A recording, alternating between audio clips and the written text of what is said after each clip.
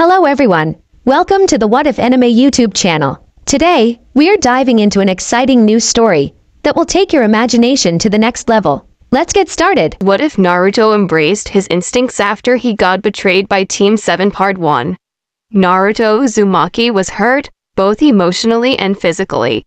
Pain like this wasn't anything new to him, he had experienced it all his life. This was, however, the first time he had felt so betrayed. He was currently laying on his stomach bleeding out in the forest of death with wound going from his right shoulder midway down his torso. Both his teammates had abandoned him after they had run into Orochimaru of the Sannin. Things with his team had been strained ever since the mission to Wave. Sakura had spent every available moment trying to get Sasuke's attention. Sasuke himself had become even more isolated and cold after he gained his Sharingan. The month leading up to the Chunin exams should have been a warning that things had soured to this point. Even Kakashi-sensei had been ignoring both him and Sakura and instead had been training Sasuke with his newly awakened Sharingan, and no matter how much he complained, he had always pushed him aside, promising that once he had better control of his chakra he would help him train more. Damn it, my vision's going blurry, thought Naruto as his surroundings started to blur together as he tried to crawl himself to the underside of a nearby tree so he wouldn't be completely defenseless. Naruto thought back to the encounter with Orochimaru and how utterly outclassed he had been even when using the Nine Tails chakra. His instincts were screaming at him to run away from the snake Sannin, but he had foolishly ignored them. He at the time still harbored hope he and his team could reconnect. Damn them, thought Naruto angrily. First Sasuke uses me for a substitution after the snake freak put that weird seal on me, then Sakura leaves me after the bastard ran away. Naruto rolled into a small opening under a random tree and with the last of his strength used a branch to cover the entrance to hide as much as possible. Soon Naruto sees the world go black as he finally passes out from blood loss. Drip, drip, drip. Naruto could hear water slowly dripping as he sat himself up into what he could only describe as a sewer. Naruto looked around, his blue eyes sharp and cautious, something that most would say didn't belong on his face. He spotted a giant gate behind him with different pipes leading into it, then he heard a low rumble that sounded like a chuckle. The water moved slightly as he saw a massive figure behind the gate. So my jailer finally comes to meet me. It only took you to be slowly dying in the middle of a forest. Naruto saw the 9 titanic tails swaying behind the beast and spoke in a soft whisper. The 9 tails, the giant fox lowered itself to look at his container, his eye bigger than Naruto's entire body. Naruto felt oddly calm as he stared at the mountain-sized fox as it stared at him. My, I didn't know you were so observant, little human. I expected you to be more moronic. The 9 tails let out another chuckle as he mocked the blonde. His breath disturbed the water slightly with every breath. Naruto had to bite back a retort. He wanted to scream at the dumb fox that he wasn't a moron, but his instincts were telling that would be a bad idea, and knowing that last time he ignored them he ended up bleeding out in the middle of a deadly forest filled with not only wild beasts but also enemy ninja. Naruto swallowed before responding, "You're right, I haven't been the most studious ninja." Naruto remembered when he first started to tune the world out, the harsh words of the villagers that would haunt him during the nights as he slept. He also remembered when he started using a mask so obnoxiously happy to hide away his fears, his anger, his hate. He didn't know when the mask he wore became his actual face, but in the end, it had come to bite him in the ass. Naruto looked up and for a split second, he thought he could see sympathy in the eyes of the fox before a hard, unreadable look came to its eyes. "I assume we're in the seal, so how long do I have? You said I was dying." The 9 tails looked at the blonde before he let out a long breath. "You assume correctly, jailer of mine. We're indeed in my cage." The fox paused before continuing. "Time moves slower in here when I want it to, so we have time before we need to be concerned about your injury." I see you've decided to drop that idiotic mask of yours. Naruto looked surprised. The fox knew that before nodding slowly. Yeah, I figured it was time to start being me again. I forgot myself trying to win the attention and approval of the villagers that I let my mask become my face. Good, the Nine Tails boomed suddenly. I can't have my container looking like such a weak idiot. I may be sealed away, but you still represent me by proxy. The snake put a seal on you that has severely cut our connection. The Nine Tails suddenly brought a tail forward and sent a wave of chakra to his container.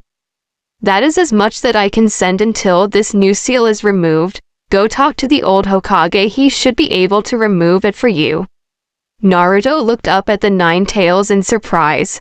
Why are you helping me? Questioned Naruto. Don't you go free if I die. When the fourth sealed me in you, he invoked the power of the god of death. I do not wish to test to see if I would reform if I were to perish with you. The Nine Tails looked at his container again. You humans may call me a demon, but I can assure you I am not. I am not so cruel as to watch a child die without doing anything. Naruto said nothing as he looked away with a soft whisper. Thank you. Naruto looked back up at the fox before he spoke again. I promise I won't be weak anymore. Naruto then felt a small pull in his navel. You're waking up? Remember that you're not only representing yourself but you're also representing me. Before you go, use those shadow clones to train yourself. Everything they learn you learn too. The Nine Tails said as he laid down. Now be gone, your dying has interrupted my nap. Naruto looked on as he felt himself leave. Thank you again, I know you didn't have to help me. Naruto whispered before he left the seal completely. Naruto felt himself come to and he looked around. He was still under the tree and his wound was mostly healed. It was now an ugly scar that ran across his chest. His orange and blue jacket was torn to shreds, so Naruto took parts of it to make some makeshift bandages for himself. He still felt exhausted, so Naruto quickly got more branches from the outside and fortified his little cubby. The sun hung low, but it would be a couple of hours before night. Naruto took advantage of the little daylight he had left and managed to fill his canteen from a nearby river and was lucky enough to grab a fish to eat for the day. He wanted to make the fire now as to not draw attention to himself at night while he was still so weak from the encounter with the snake Sannin. Naruto spent the next 3 hours slow cooking the fish as to not draw any teams to himself with a large fire, and as soon as night fell he ate his fish and went back inside the tree to think of his next move. I need to find my team, he thought to himself sarcastically. The fastest way out of this failed experiment of a team is to make Chunin. I'll look for them tomorrow and hopefully they're still alive so we can advance. Naruto then made a clone of himself. Damn, I usually make about 10 shadow clones with the amount of chakra I just used. I really need to get that damn seal off. Time to see if the fox was right.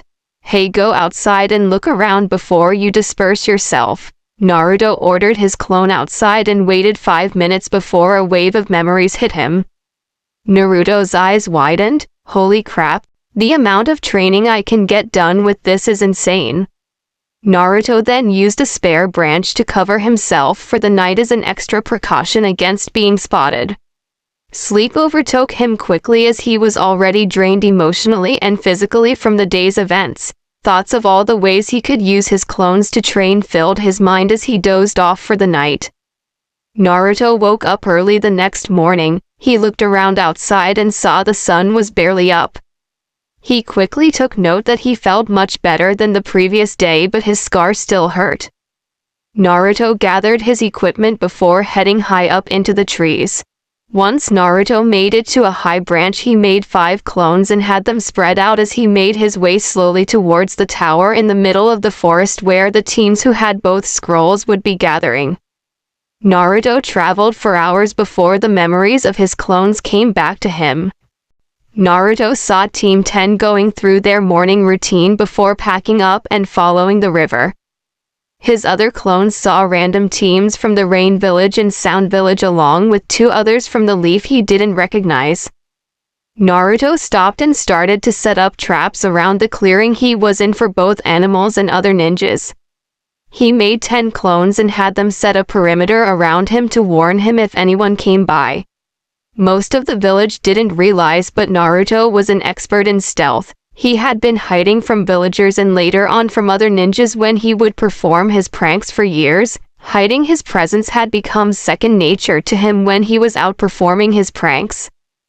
I'm already tired and it's only been half a day, Naruto thought to himself. I really need to fix my chakra control. It cost way too much energy making those 10 clones. Naruto then remembered how one of his academy instructors had mentioned one of the basic ways to learn to better chakra control inside his body was to meditate.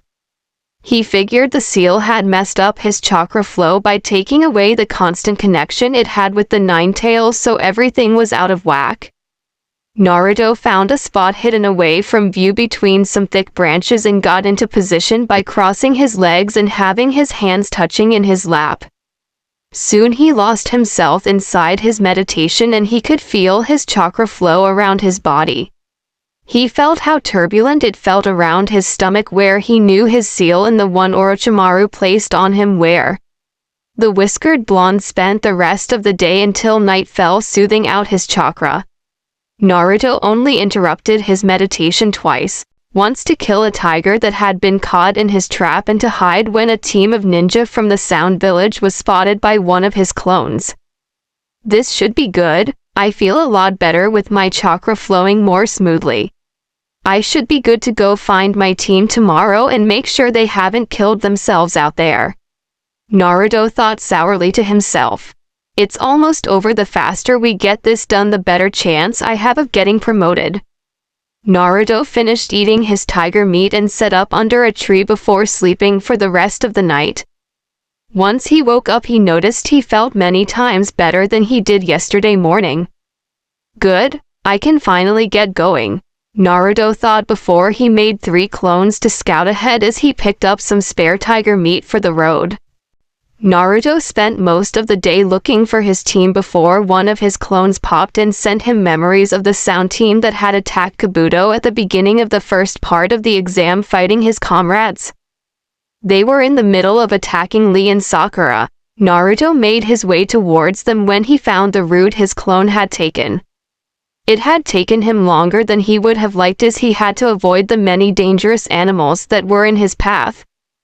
God damn it! It's like they deliberately went the most dangerous way possible. Naruto seethed internally before he made it to the area where he knew his team was. Naruto saw Team 10 battling the Sound team, protecting an injured Lee and Sakura. Naruto also saw the rest of Lee's team standing not too far away from the action when he felt a disgusting chakra. It almost felt like it was corrupted, but Naruto couldn't say by what. What power? Naruto heard Sasuke say. His appearance surprised him and all the others as he had a flame-like markings that wrapped halfway around his body. The remaining 2 Sound ninjas took notice of Sasuke coming out from under the tree. Naruto could hear Ino and Sakura say Sasuke's name and Sasuke turned to Sakura. Sakura, were they the ones who did this to you? His tone was cold with an edge to it as Sakura nodded, nearly in tears from seeing him. TCH, you guys are like damn roaches, you just keep popping up everywhere. It doesn't matter though, I'll blow you all away, the Sound ninja with spiky hair screamed before lifting up his hand and shouting. Decapitating airwaves. Naruto watched as Sasuke dodged the blow that tore the tree he was under away and stood behind him. The Sound ninja hadn't realized he missed as he started gloating. Ha, just like I said, another weak roach. The Sound ninja turned around quickly when he heard Sasuke speak. Such a weak attack wouldn't ever do something to a ninja of my level. Sasuke's voice could be heard clearly. The Sound ninja, angered by the display, lifted both his hands. You're dead. Extreme decapitating airwaves. His attack was noticeably bigger, but Naruto saw Sasuke once again dodge and get behind the enemy ninja. This time though, he grabbed both his hands and stepped on his back, locking him in place. Naruto narrowed his eyes. He's gotten faster. Naruto thought to himself as he watched the events unfold. You seem pretty proud of these arms, Sasuke said as he gripped his arms tighter. Then with a vicious pull, he broke the Sound Ninja's arms. Sakura and Team 10 looked on in shock, not being able to believe how brutal Sasuke was being. Lee's team looked on mostly impassive, though 10-10 and Lee had slightly disapproving looks to them. Naruto took this time as everyone was focused on Sasuke to move behind Lee's teammates. Sasuke let the Sound Ninja drop to the ground before he turned to the last of the Sound team who was battle ready. So you're the final one, huh? Don't worry, I can fix that, Sasuke said as he walked over to him. He took 4 steps before Sakura had hugged him from behind and started whispering in his ear. Naruto could barely hear what she said, so he pumped chakra into his ear to see if he could listen in. No, Sasuke, this isn't you, please, Sakura begged Sasuke, who Naruto saw slowly started to slump down as the markings slowly receded into the mark on his neck. Looks like I wasn't the only one the snake bastard left a mark on, Naruto thought to himself as he saw the Sound Ninja reach into his kunai pouch and took out an earth scroll. We can't fight any longer, Sasuke Uchiha, you are clearly stronger than us. I'll give you our scroll if you allow my teammates and I to leave. Naruto saw Sasuke nod before the Sound Ninja threw him the scroll and quickly and quietly picked his teammates up and left. With that, everyone in the clearing let out a sigh of relief as Team 10 went to Sasuke and Sakura to help them with their wounds. By this point, Sasuke had collapsed as the final marking receded into his seal. Man, that was such a drag. Choji pulled out a bag of chips before responding to Shikamaru. Yeah, those Sound Ninjas were tough. Ino meanwhile was busy helping Sakura even out her hair as it had been cut sometime since the last time Naruto saw her. Come on Sakura, I'll even this out quick. Sakura looked over at Ino and nodded in gratitude. Thanks, Ino pig. Ino smirked back before replying. Don't think just because I'm helping you means I'll let you have Sasuke. 10-10 and Neji dropped down and 10-10 picked Lee up. Naruto heard Lee talk to his teammates. Sorry guys, it seems my flames of youth were not enough. I'll make this up by running 30 laps around the village. 10-10 looked at Lee with a sweat drop before smacking Lee. Don't be an idiot, Lee, we still have to pass the exam. Neji, who was standing slightly away from the groups, looked around before he spotted Team 7 sans Naruto. Give me your scroll, you're down a member and already failed the exam. Team 10 and Sakura tensed. Naruto quietly made a single clone before deciding to make himself known as he jumped down and landed between the combined Team 7 and 10, separating them from Neji. You're not getting our scroll. Naruto's appearance shocked the group. Team 10 was wondering where Naruto had been and Lee's team was surprised they hadn't sensed him. Neji dropped into his stance until Naruto looked at him and spoke. I wouldn't do that if I were you. Neji glared at the blonde before speaking. And why wouldn't I want to? Fate has already declared me the winner. Neji smirked before he felt a kunai touch his throat. His smirk fell as he activated his Byakugan and saw a shadow clone behind him. Everyone was still as the two genin glared at each other. The tense silence was broken by 10-10, who spoke to Neji. Let it go for now, Neji, we don't even need their scrolls. Neji nodded and Naruto dispelled his clone as Neji took off with an apologetic Lee and 10-10, who gave a small and quick wave to them. Naruto then turned around before looking at the stunned Team 10 and he asked them, what about you guys? Shikamaru was the first to answer. Troublesome, no, we're not gonna fight. We just came to help out some fellow Leaf Ninja. Choji just nodded along, agreeing with Shikamaru. Yeah, we also have an earth scroll. Ino snapped out of her stupor and noticed the makeshift bandages. Didn't you bring any healing supplies, Naruto? That looks like a serious injury. Naruto looked down at his chest where the remnants of his orange jacket lay. We gave all our healing supplies to Sakura when we entered the forest. Naruto's tone was cold and even, and it freaked Ino out, who had never seen the blonde act so serious. "Well, why didn't you go to her when you got hurt, you dumbass?" Ino's tone was sharp as she tore into Naruto. There was a small pause before Naruto answered. He wanted to scream right back at Ino, but he had dropped his mask. There was no reason to overreact. Naruto finally answered. "We got separated." Sakura flinched at this, her head hanging low in shame. Ino looked over at Sakura and asked her for some bandages when she shook her head, saying she used them all on Sasuke's injuries. Ino looked upset before she reached into her pouch and brought out some of her supplies. "You're lucky I brought extra supplies, Naruto." Ino's tone was annoyed as she walked over to Naruto. "Now sit, I'll bandage you up." The others looked on surprised before Ino turned to them and yelled, "Don't just stand there, go set up a camp for the night, you idiots." Shoji and Shikamaru grumbled to themselves about bossy blondes before heading off to make a fire.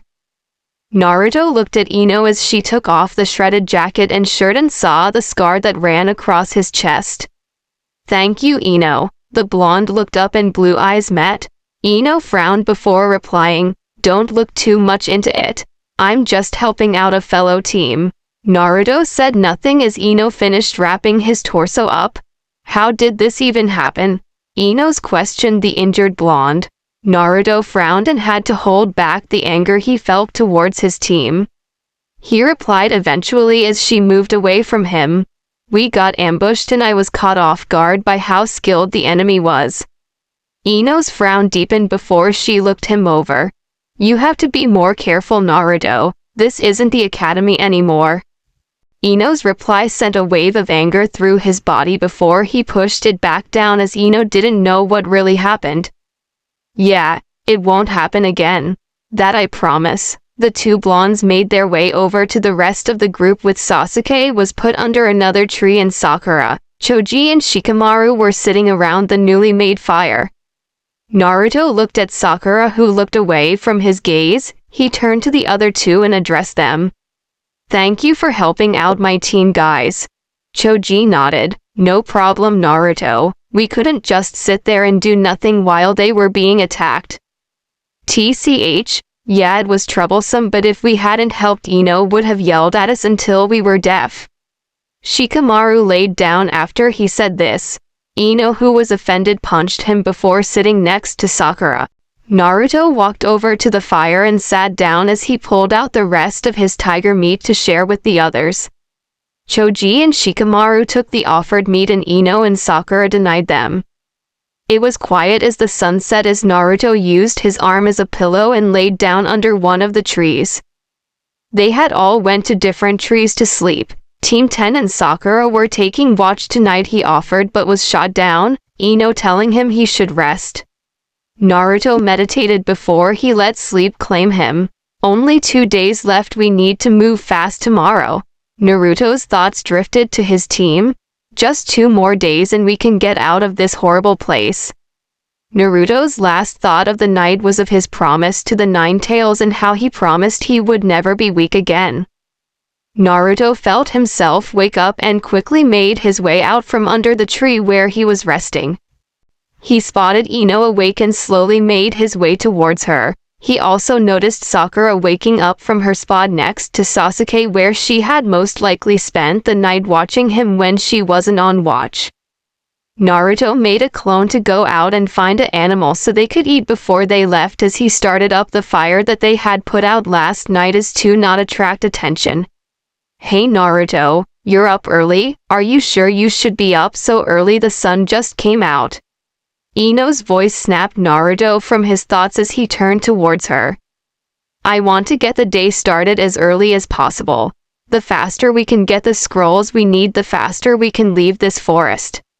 Ino looked surprised before letting out a small chuckle as she looked at his bandages and noticed they were still in pretty good condition. "Yeah, I miss my bed. This place is crazy. Even Sasuke was hurt." Naruto frowned at the mention of his teammate. He was once again interrupted from his thoughts when his clone came back with a rabbit.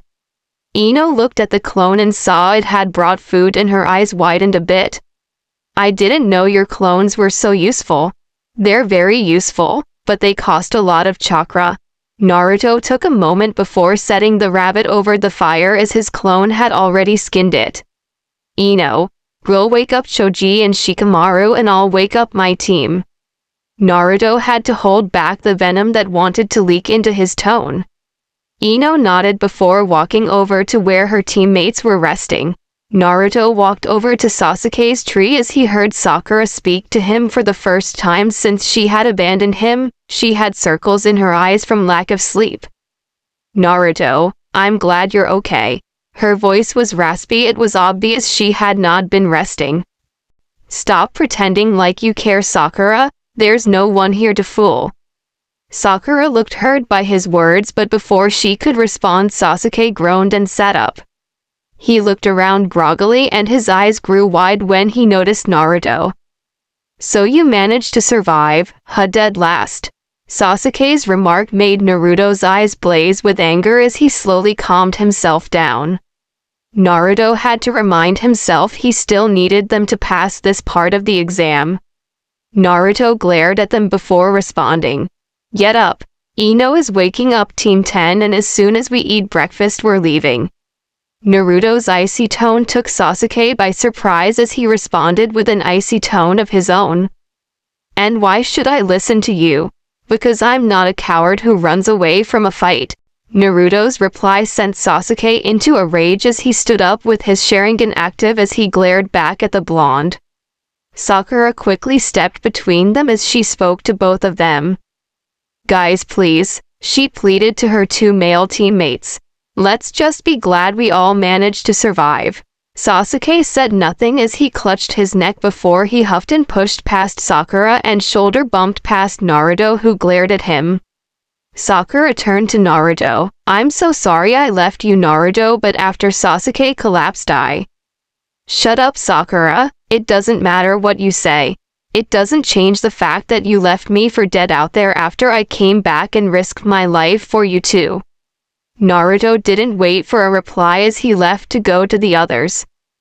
It was an awkward breakfast with all of Team 7 being very quiet. Eventually the teams decided to head towards the tower after deciding to team up. The group had been traveling for a couple of hours in silence before Shikamaru had asked Naruto why he wasn't with the rest of his team when the sound team attacked, along with asking when he had shown up.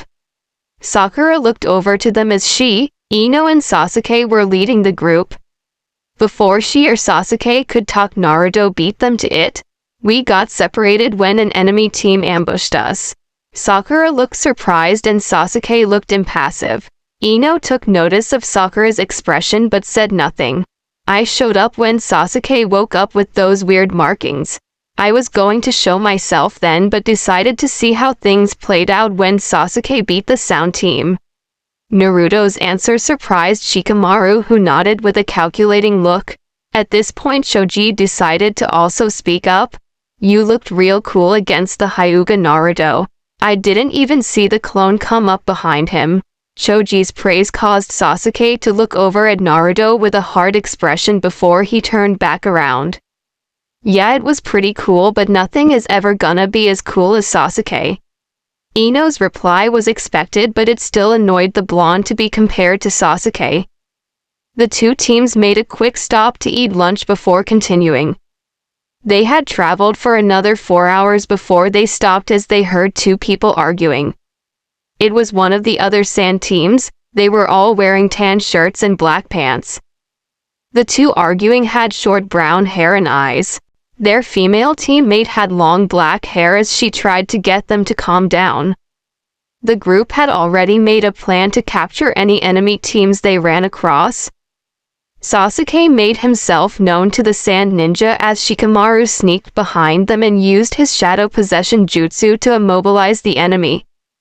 They started screaming curses and threats but stopped when Naruto made two shadow clones and knocked them out. The group tied them up as they searched the sand ninjas and managed to acquire a heaven scroll. They decided that Sasuke, being the best fighter, should keep the scroll. Naruto had to hold a remark as he figured causing an argument would slow them down more than necessary. The two teams set up camp for the night as Choji and Shikamaru decided to go to the nearby river to fill up the canteens and catch some fish. Sakura set up the fire as Sasuke went off to a nearby tree to rest. This left Ino and Naruto alone, and she took advantage of the time to replace his bandages. So what actually happened between you and the rest of your team? You guys have been glaring at each other all day. Ino's question caught Naruto off guard. He must have shown it as Ino spoke again. Hey, what's with the face? My clan specializes in information gathering. It was pretty easy for me to see you guys weren't telling the whole truth. Naruto thought pretty hard before answering. I'll tell you after we reach the tower. Naruto didn't want to tell Ino, who would then confront his team. That would cause them to go slower. Plus he really needed to talk to the Hokage about Orochimaru and the seal he had put on him and Sasuke. Ino glared at her fellow blonde, clearly not liking the answer as she finished applying new bandages. Fine, I expect you to tell me as soon as we get inside the tower then. Her tone left no room for argument, and Naruto really didn't feel like starting a fight with the platinum blonde, so he nodded. Soon enough, everyone minus Sasuke gathered around the fire, and soon the dinner was eaten and everyone drew lots to see who would take watch. Naruto had gotten the second to last watch, with Choji taking the last spot.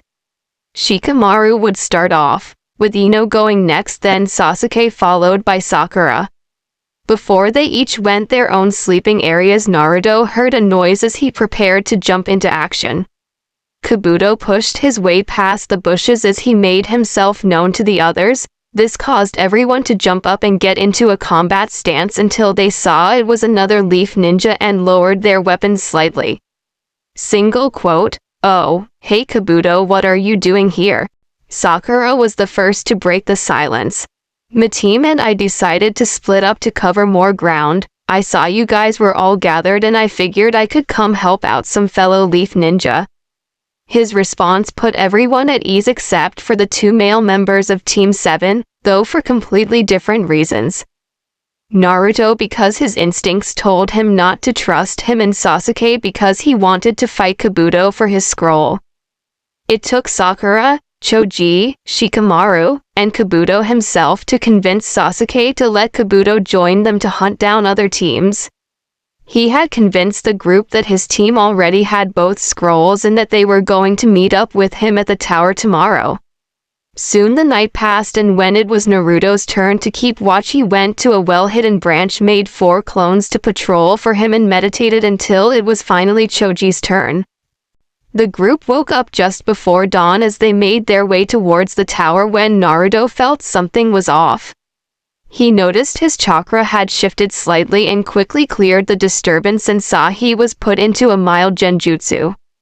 Naruto stopped and warned the others, "Guys, stop, we were put under a genjutsu." Sasuke was quick to reply, "And how would you know, loser?" his voice carrying a mocking undertone. Kabuto put his hands together and shouted, "Release," and confirmed that they were in a genjutsu. Sasuke glared at Naruto before releasing the genjutsu himself as the others followed suit. The group was on guard as a voice spoke out and 3 figures rose from the ground. "So you noticed the genjutsu, huh? Well, it doesn't matter, we will be taking your scrolls from you now," the middle ninja said. Naruto noticed that all the genins were wearing respirators and were from the Rain Village. They all had on a tan jumpsuit and masks around their eyes, with the one on the left covering one eye and the one on the right covering both eyes. The middle one had 2 eye holes and was glaring at the group. Sasuke stepped up to the Rain Ninjas. "HMPH, you weaklings are the ones who are about to lose their scroll." Sasuke then rushed towards them and punched the one in the middle and was shocked to see his fist phase through him before receiving a counter punch from the one-eyed Rain Ninja. Sasuke rolled with the punch and backed up where everyone got into their fighting stances. The Rain Ninjas seemed to multiply as more and more of them rose from the ground around them. "Oh man, there's a lot of them." Choji's voice cut through the air as random clones rushed the group, who started to fight back only for their attacks to go through them just like Sasuke's attack. Random clones would counterattack against the group, making everyone even more confused when their attacks would fail. Naruto suddenly moved his head to the left as he felt the wind from the rain ninja's punch. Acting on instinct, he grabbed the outstretched limb, before turning around and tossing him over his shoulder onto the ground before delivering a devastating haymaker to his face, breaking his respirator and knocking the rain ninja out. The real ones are hiding with the clones, Naruto warned his companions as he saw Sasuke activate his Sharingan with a look of anger and kick the one who had his eyes covered in the stomach, and as he doubled over, Sasuke took advantage by uppercutting him and knocking him out. The last rain ninja tried to run away but was caught by Shikamaru's shadow possession jutsu. The rain ninja looked around in panic. Why? He couldn't finish as he was knocked out by Kabuto, who told the others to tie up the rain ninjas as Ino and Sakura searched them. The girls found they had a heaven scroll. Upon seeing this, the group sighed in relief at the sight of it. Ino let out a small cheer with Sakura before Naruto looked at everyone. Let's get to the tower as soon as possible. I want to get out of this forest. Naruto snapped everyone out of their mini celebrations, and soon the group was moving in. After half an hour they came to the tower. Kabuto was called over by the rest of his team as he said a quick, "Bye and good luck." After that, Team 10 also said their goodbyes and left to enter through another door, but not before Ino whispered to the blonde that she still wanted an explanation from him.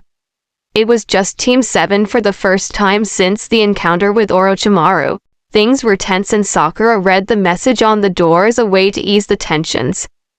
For those who have earth, they must seek heaven. For those who have heaven, they must obtain earth. I wonder what that means. Naruto and Sasuke just stayed quiet as they watched Sakura ponder the riddle.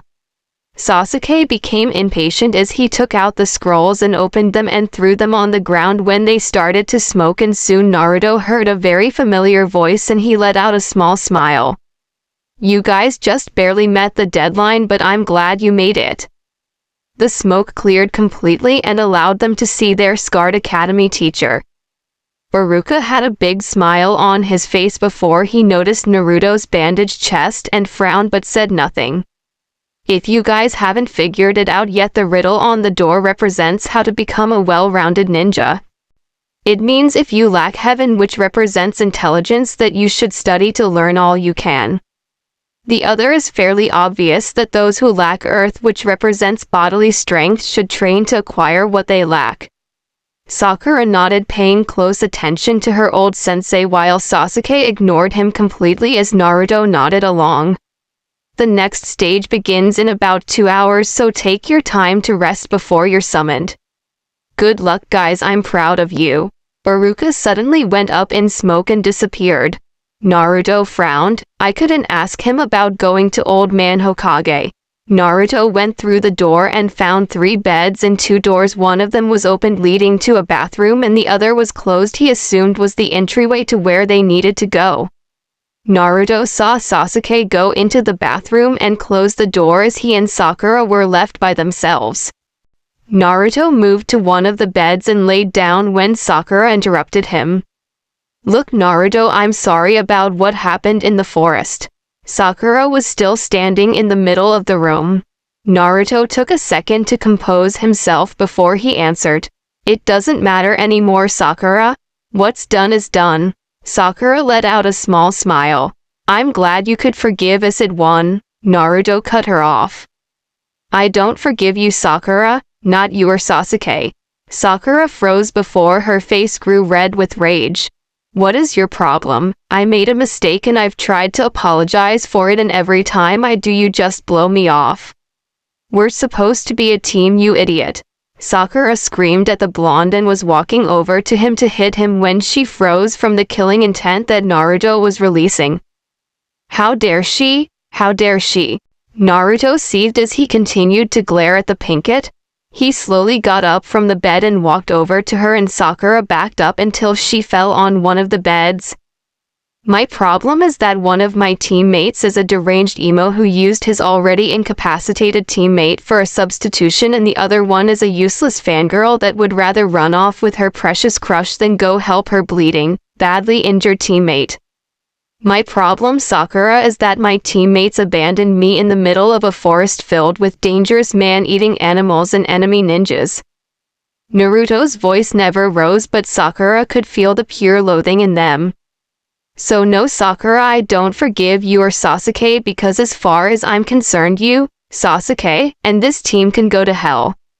Naruto finished his tirade and noticed Sakura had started crying halfway through. He went back to his bed and laid down, waiting for Sasuke to exit the bathroom. Sasuke exited after another 10 minutes and ignored both his teammates as he laid in his own bed and promptly fell asleep. Sakura had rushed into the bathroom after Sasuke had gone in and slammed the door shut. Great, thought an already annoyed Naruto. She's probably going to be there for the rest of the time we have left. Deciding that going to the bathroom to clean up was not worth the hassle, Naruto began to meditate again to pass the time and soothe his chakra flow. It was another hour before Sakura came out with puffy eyes and simply went to the final bed to rest for the remaining time. Naruto took this chance to go into the bathroom. He noticed there were spare medical supplies and used them to bandage up his torso. He also noticed they had spare shirts and pants. Good, I've gotten tired of running around with my chest always exposed. Naruto threw the remaining pieces of his shirt away and put on a short-sleeved black shirt. The bandages were visibly sticking out, but he didn't care anymore about his appearance. Naruto made it out of the bathroom just as the door opened and an Anbu told them to follow her, telling them the next part of the exam was starting. They made it to a big open room with stairs that lead up to catwalks where he could see all of the Jonin senseis wear. Naruto took count of all the teams that made it. All of our classmates made it, so did Lee's and Kabuto's team, along with the sand team with the crazy redhead and the sound team. Naruto stopped his observation when the Anbu told all the genin to line up so the Hokage could address them. Naruto saw Kakashi grab Sasuke and whisper into his ear. Whatever was said the younger man didn't like as he grabbed his neck and glared at Kakashi. The blonde turned his attention from them to the Hokage, who was standing in front of a statue of arms doing a hand seal. Naruto noticed the proctors from the first two parts of the exams as well as a Jonin who was dressed in the standard Leaf Village Chunin uniform. He had brown bangs that stuck out of his bandana which had the Leaf Village symbol. The man kept coughing every couple of minutes and Naruto wondered if he was going to be okay. He saw the Hokage step up before announcing the true purpose of these exams, which was to simulate war between the villages. He explained how they helped build relationships along with showing potential clients with up-and-coming talent. Unfortunately, the third began to say, "It seems too many of you have passed. We will need to conduct a preliminary round to reduce your numbers before the finals." This had an instant effect and had the genin yelling in protest. Enough. People all over the world will be coming and there are simply far too many of you. At this point, the sickly man who was coughing interrupted the Hokage. "Please allow me to explain from this point on, Lord Hokage." The third simply nodded as he allowed the man to step forward. "My name is Gecko Hayate and I will be the proctor for this part of the exam. From this point on we shall have a series of random one-on-one fights to cut you in half." The proctor stopped midway through the speech to cough. "Over to my right there is a screen and your names will appear randomly on the screen. Those chosen will then fight. Before we begin, would anyone like to back out? This is your last chance to do so." Team 10 looked unsure as they had just gotten here and Ino sent a worried glance towards Team 7.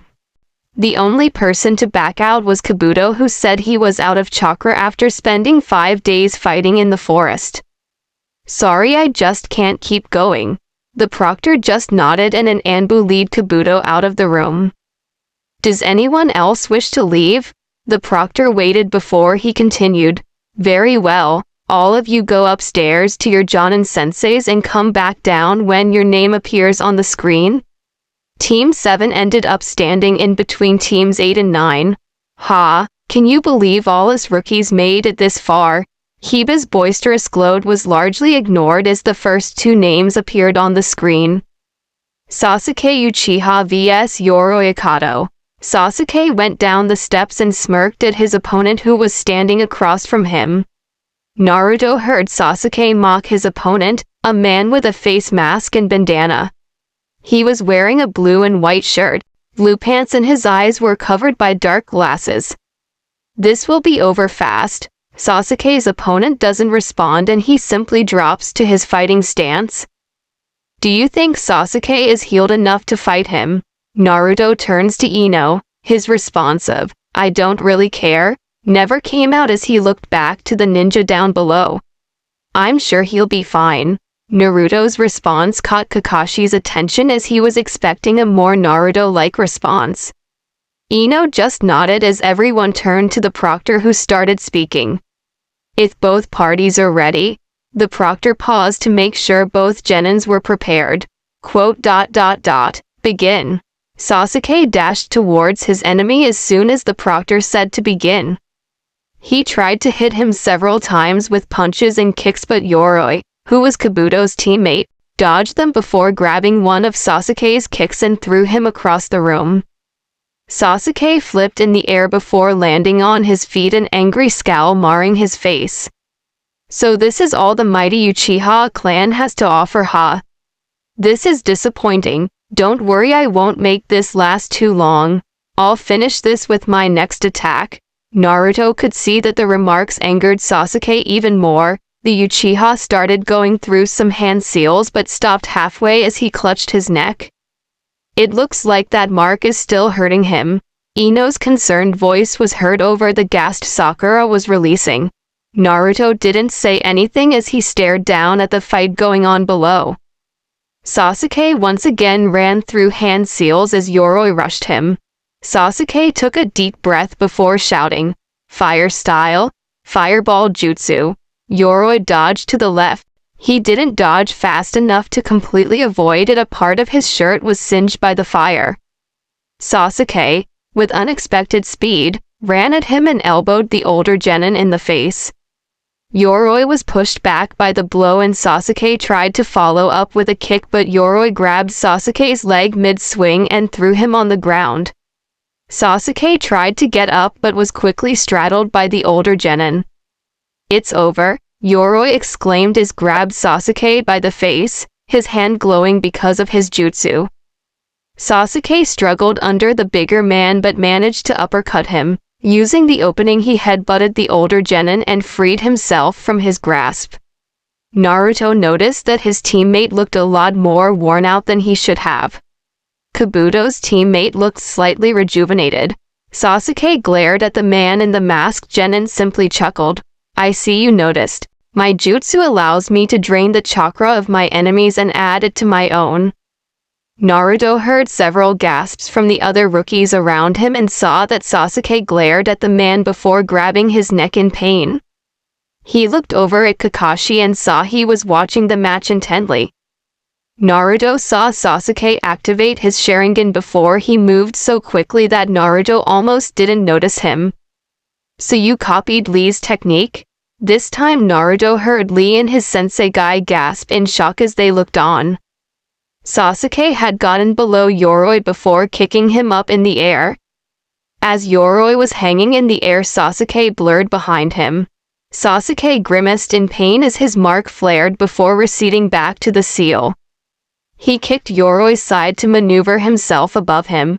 Sasuke launched punch to his opponent's face before spinning and hitting him with an elbow that made the older ninja hit the ground just as Sasuke landed an axe kick to his stomach that cracked the floor under them. He heard his teammate shout out the name of his new move. "Lion's Barrage." Sasuke stood up and stepped away as the proctor walked over and checked on the downed ninja. Yoroi Akato is unable to continue. The winner is Sasuke Uchiha. The other rookies, mostly Sakura and Ino, let out cheers. Naruto just let a small frown come to face. Kakashi made his way over to Sasuke before he took him away. Ino noticed that Naruto was frowning and called him out on it.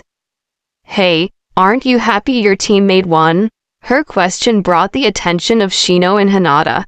To be honest, I really didn't care who won the match. His answer made Hinata give him a concerned look as Shino looked undisturbed. Ino, who traveled with Team 7 for days, knew how high the tension was there. Sakura, who was standing nearby, just had an angry face on. The conversation was cut short as the proctor called the next two participants. Would Shino Aburame and Zaku Abumi please come down? The two genins made their way down. Zaku had his arms in a sling thanks to the injuries from Sasuke. The two stared each other down before the proctor spoke up again. If both fighters are ready, begin. The proctor jumped back to give the genin more space. You should give up. You have no chance of winning.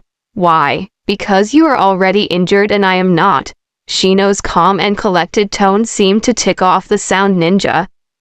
That's the difference between us. I'm a lot stronger than any of you weak leaf ninja. Zaku raised his left arm and started firing a burst of wind at Shino, who simply dodged and let his insects swarm around him. You've made a foolish mistake. Shino started sending wave after wave of his bugs at Zaku, who tried to fend them off with his one good arm. But no matter how much he struggled, he couldn't get rid of all of them. You should forfeit. Why? Because you are outmatched. Zaku grit his teeth as he brought out his other arm from its sling. I always have a trump card. Zaku screamed at Shino as he raised both his arms and pointed them at him. Extreme decapitating airwaves. There was a moment of silence before Zaku's arms exploded at the elbows as he screamed in pain and fell to the ground. There were insects in his arm tubes that had plugged up the escape. All around there was a stunned silence. Naruto looked around and saw that Ino looked pale and that every one of the rookies, sans himself and Shikamaru, looked a little green. I always thought he was creepy in the academy, but that was a whole new level of disturbing. Ino let out a small shudder and Sakura nodded along. Hey, Shino is always quiet, but he's dangerous. He's probably the opponent I would like to fight least out of all us rookies. Kiba's comment was met with silence and a quiet, troublesome, from Shikamaru. That's a scary kid you got there, Kurenai, Asuma said to the only female sensei of the rookies, who looked at her fellow jonin. He has the best chance out of everyone here to make Chunin. Before any of the senseis could refute her comment, the proctor had called the match. Zaku Abumi is no longer able to battle. The winner is Shino Aburame. Shino made his way upstairs as his teammates congratulated him, Kiba with a pat on the back and Hinata with a small smile. Kakashi walked back up the stairs and Sakura asks him if Sasuke was okay. He'll be fine, Sakura, there's nothing to worry about. Sakura looks relieved as she watched her sensei take his spot with the other jonin. The attention of everyone was once again brought to the screen as it cycled through names as it landed on Kankuro and Masumi Tsurugi, who was Kabuto's third teammate. He, like his other teammate, wore a bandana and cloth that covered his mouth, but unlike his teammate, he wore glasses that weren't blacked out. Would both contestants please make their way down? The two genins made their way without saying a word and were soon squared up facing each other. If you're both ready, begin. Masumi rushed Kankuro, who did nothing but stand there, and soon Masumi wrapped around Kankuro's body with his limbs bending at unnatural angles. Fool, you should have never allowed me to get so close. My jutsu allows me to dislocate my joints and move my arms and legs so I can perfectly trap my foes. Give up or I'll snap your neck. His tone was sharp and confident. I refuse. Kankuro was calm even when in such a position. Naruto narrowed his eyes and noticed that his chest wasn't moving at all. He's not breathing. Naruto paid extra attention to the fight. Then Masumi followed through with his threat as he twisted Kankuro's neck. You should have listened. He dropped Kankuro's dead body on the ground and addressed the proctor as gasps could be heard from those around the room. Call the match. He shouted in surprise when he was suddenly wrapped up by Kankuro's body just like he had held him mere moments ago. He turned to look at him to see his face peeling away to show a wooden puppet underneath. What? How? From the beginning, you never stood a chance. Konkuro's voice came from the bundled wrap on the ground that his puppet was carrying. Masumi looked stunned before looking to the proctor. IGIV, before he could finish, Naruto saw Konkuro clench his hands, and soon the sound of bones breaking filled the room as his opponent dropped to the ground, unable to support himself. Hey, now it's over. The proctor quickly called the match for Konkuro as medics came in and took Masumi away. Naruto looked and saw that Ino had a sickly face. I can't believe he would do that. He was in the middle of giving up. Anything is legal as long as there is no outside help. The only rule is you fight until your opponent gives up, is unconscious or dead. Naruto's hard tone took many of those around him by surprise, especially his team sensei, who looked at Naruto with his one uncovered eye. The screen soon ran through more names until it stopped on two very familiar names. Sakura Haruno vs Ino Yamanaka. The proctor called both of them down. Good luck, Ino. Naruto's remark caused everyone to look at him in shock, as it wasn't a secret that the blonde had a huge crush on the pinkett. Sakura had a look of betrayal but was soon covered by anger as she made her way down. Thanks, Naruto, but I don't need luck against forehead. Ino's voice was full of confidence. Naruto simply shrugged and nodded as Ino was making her way down. Kakashi spoke to his most boisterous student. That wasn't very nice, Naruto. Just because you have a new girlfriend doesn't mean you should cheer against your teammate. Kakashi had purposely phrased his comment as to get a reaction out of his student. He was expecting him to splutter and blush as he denied his claims. What he got threw him for a loop and had him wondering what was wrong with his student. It also got the attention of Ino's team along with Hinata and her sensei. Ino's not my girlfriend, Kakashi. I was just being civil with her for helping me in the forest. Naruto's calm response made everyone question if it was actually him and not someone else, as Kakashi noticed the lack of sensei to his name. Before he could question it further, the proctor asked if both fighters were ready. Begin. The proctor jumped back from the two girls, who simply stared at each other. Before removing their forehead protectors from their individual places on their body and tied them around their foreheads. The two glared at each other before running at each other, meeting in the middle of the room, engaging in a taijutsu match. The two began to exchange punches and kicks, but neither was landing a blow on the other. Sakura jumped back and created two clones and rushed Ino, who merely scuffed and threw three kunai, one to each. Sakura and saw the middle one dodged and the other two simply disappeared when the kunai went through them. You're gonna have to try harder than that, forehead. Ino mocked her rival. Sakura said nothing and began an exchange again until Ino overextended a punch and Sakura was able to land a right-handed punch to her face. The two separated after Sakura landed her punch and Ino smirked. I'm glad you're taking this seriously. Sakura frowns and tries a new tactic, seeing as this was getting nowhere. I always take things seriously, unlike you who spends too much time caring about how she looks. Naruto, who was listening to them, let out a small huff. Hello, Kettle, have you met Pot? Naruto's thoughts were interrupted by Ino cutting pieces of her hair and throwing it at Sakura. Fine then, let me show you how serious I can get. Ino's voice was full of anger as she brought her hands up into her clan's special jutsu. Ninja arts? Mind-body switch jutsu. Sakura, who knew what the jutsu did, jumped out of the way as Ino's body slumped to the ground. Ha, I win, Ino peg. Sakura's celebration was cut short as she felt her get restrained and she looked down to see Ino's hair bind her. What is this? It's my chakra hair trap jutsu. I knew you would dodge my first jutsu, so I faked it. Now you can't dodge. Ninja arts. Mind-body switch jutsu. Ino fired her technique and once again fell limp as Sakura stood up with Ino's hair falling to the ground.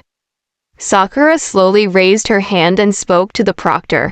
I give you. Before she could finish speaking, she bit her lip hard enough to draw blood. Ino jumped up from unconsciousness as she looked around confused. Both Kunoichi looked to be breathing heavily. I don't know how you managed to escape, but it doesn't matter, you're going down. Ino's declaration would have been more believable if she didn't look like a gust of wind would knock her down. Bring it, Ino. Sakura and Ino then rushed at each other before simultaneously landing punches on each other as they knocked themselves out. Naruto turned when he heard Tenten laugh and spotted Kurenai giving both Asuma and Kakashi disapproving looks. The proctor proclaims the match a draw, and soon Ino and Sakura were brought up when the medical team woke them up. Both Ino and Sakura looked happy and determined even though they lost and neither would advance. You got lucky that you faced each other. Ino and Sakura looked at Naruto with curious expressions. What's that supposed to mean? Ino's tone was hard. It means if you had faced any of the sound ninja or the red-headed sand ninja you would have died. Naruto's statement sent chills through their spines as they looked at the redhead who was releasing copious amounts of killing intent. Go Tenten, show them your flames of youth. Naruto's attention was brought to Lee and looked towards the screen to see Temari vs Tenten. Both kunoichis were already down the steps. The proctor started the match and jumped away. I'm glad I get to go after the disappointment that was the last match. I can show everyone not all kunoichi are useless fangirls. Tenten's statement was met with shouts of anger from Ino and Sakura who were ignored. HMPH, well, see about that. Temari's statement caused Tenten to grow angry as she started pulling out scrolls from her ninja pouch, unsealing a ridiculous amount of weapons that flew at the Sand Kunoichi. Temari grabbed the fan of her back and opened it slightly to show a single crescent moon and swung her fan, making a gust of wind that completely stopped the barrage of weapons. If this is all, I'm going to be very disappointed. Tenten, with a look of determination, unsealed a bow staff and ran at the blonde only to be blasted back when she was hit with another blast of wind. Come on Tenten, you can do it. Lee's encouragement was heard by everyone. She got a bad matchup. If she has nothing else she won't be able to win, thought Naruto. Tenten pulled out 2 scrolls from her kunai holsters on her leg and jumping into the air as she rained down even more weapons. Temari smirked before unleashing a tornado of wind that picked Tenten up and slammed her onto her folded fan she was holding out. There was a moment as Tenten lay there when the proctor called the match. Lee quickly went to go pick up his teammate, who was then taken away by the medics. That was most unkind. Lee's voice was hard as he spoke to the Sand Kunoichi.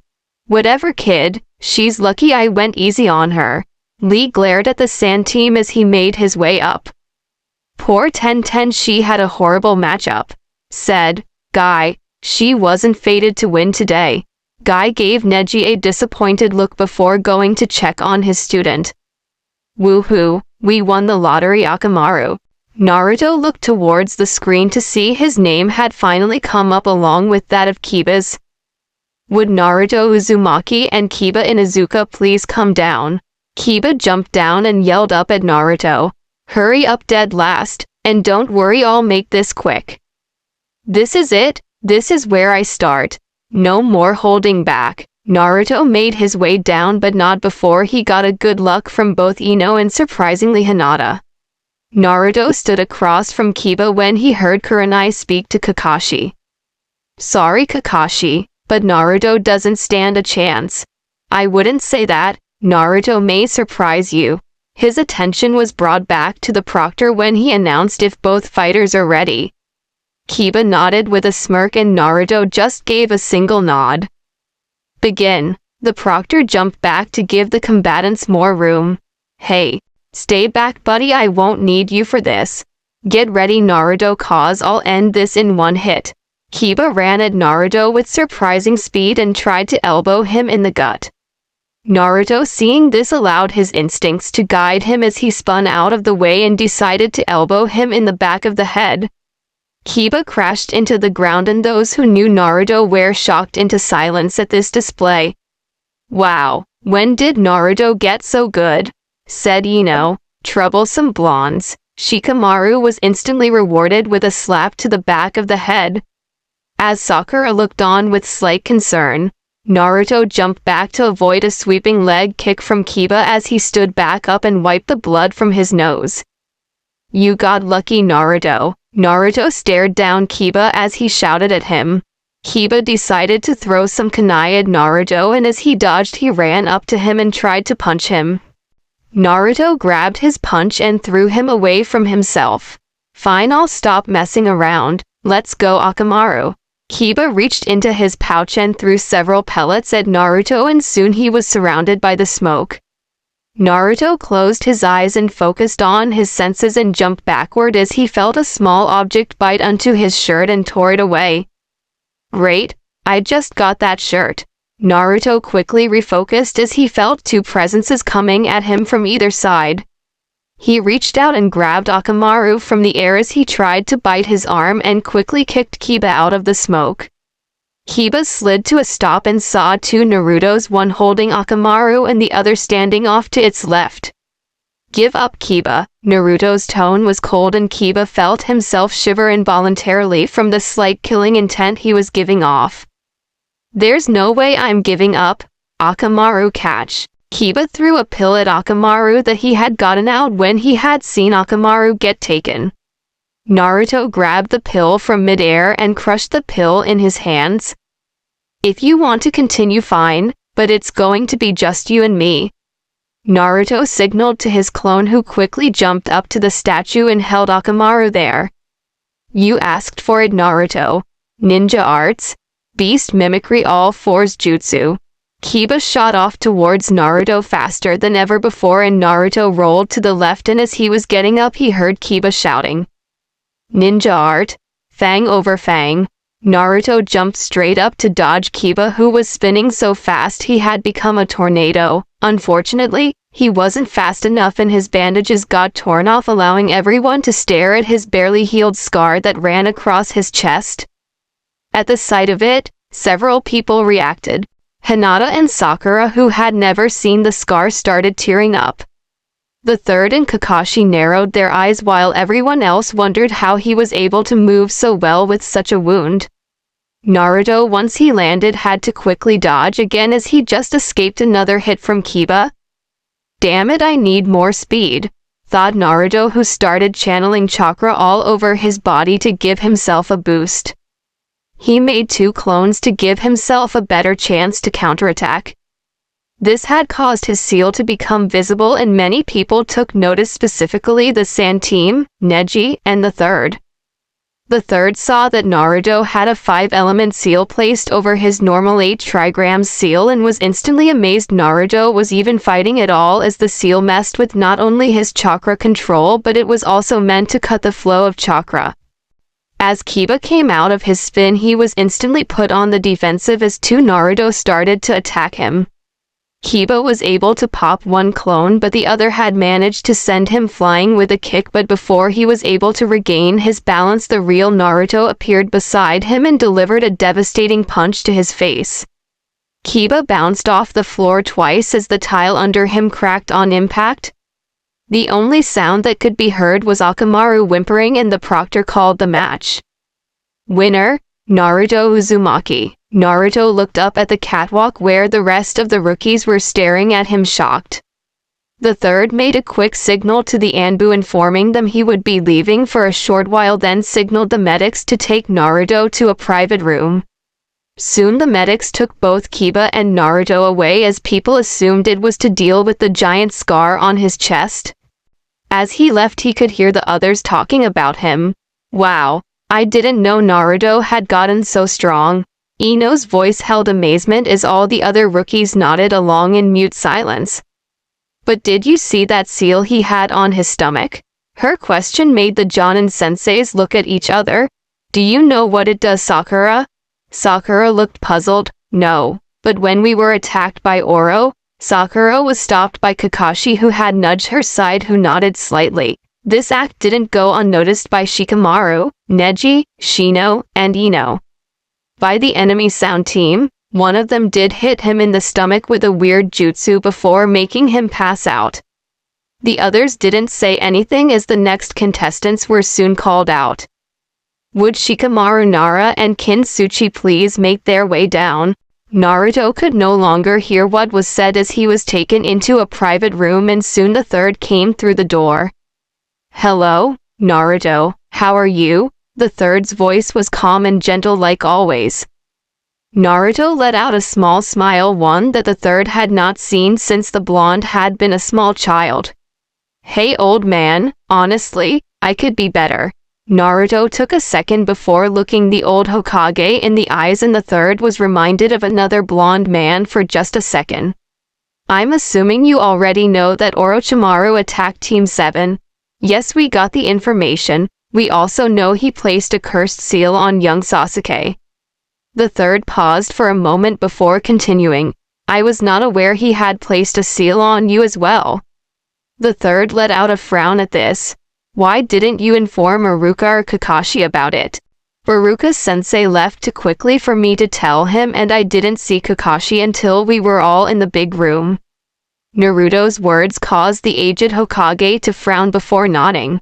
"Well, there's nothing that we can do about that now, but I can remove the seal from you right now. It was originally I who taught this jutsu to my students. I'm amazed you made it this far with the seal on." Soon the third's left hand was lit with blue fire as he touched Naruto's stomach. 5 elemental seal release. Naruto felt the effects instantly. "Thanks, old man." "No problem, Naruto. There are spare shirts over in the corner." The third pointed to the corner in the room where spare supplies were stacked. He then walked out of the room. "You can go back and rejoin the others when you're ready." With that, the third left the room. Deep within Naruto's seal, the Nine Tails lifted its massive head as he noticed the infernal seal being gone. "Good. Do not disappoint me, Naruto," the great fox thought to itself before going back to sleep. Naruto walked out to the main area after getting a new black shirt, and he noticed that Hinata and Neji were on the arena floor, and that Hinata was crying. "This isn't good," Naruto thought to himself as he made his way upstairs. Naruto made his way upstairs as he kept his eyes trained on the fight below. Something felt off. The tension in the room was suffocating. "Give up, Hinata. No matter what you do, no matter how much you try, you can't defy fate. My eyes see everything and you are simply too weak to fight me." Hinata just stood there as more tears slid down her face.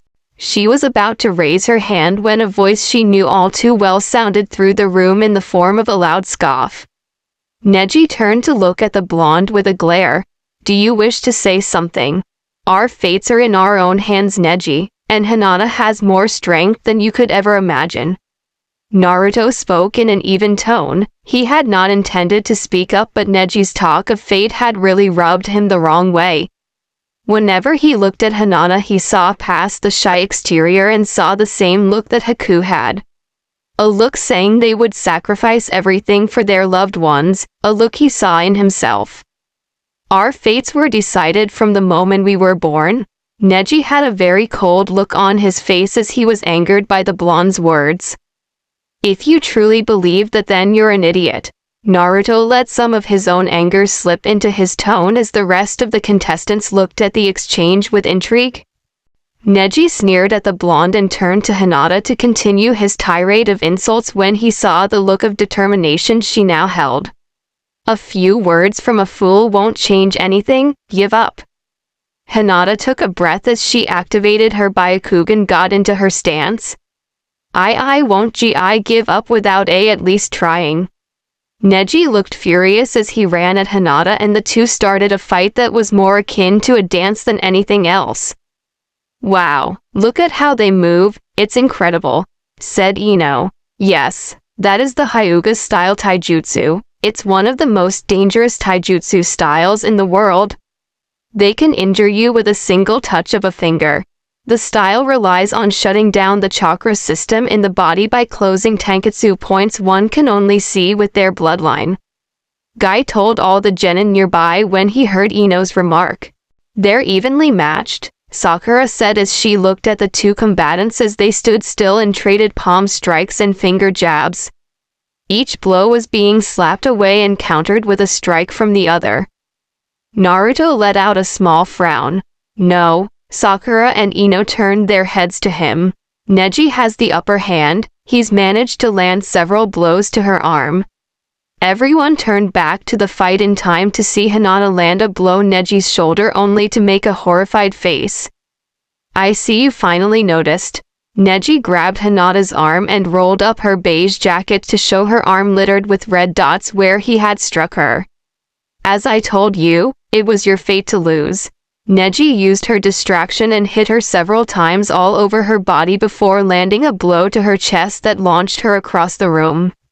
Hinata stood back up on shaky legs and the proctor, seeing the fight was over, called the match. Why did you stand back up?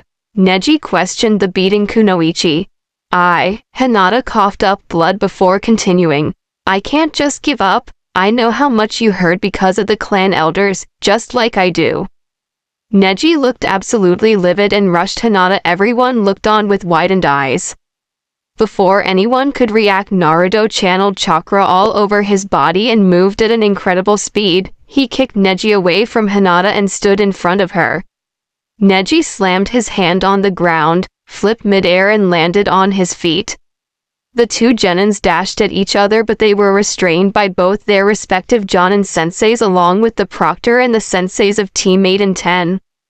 The other rookies looked stunned at the speed Naruto had moved, faster than any of them could see. When did Naruto get so fast? What's your sensei teaching your team? Ino looked over at Sakura and she looked just as stunned as everyone. Any further thoughts were cut short. Enough. The third's voice boomed across the hall as he unleashed a massive amount of killing intent that brought most of the genin to their knees. As this was happening, the medical team had taken Hinata away. This is your first and only warning. Do not fight in here unsupervised or you'll both be disqualified. That goes for everyone else too.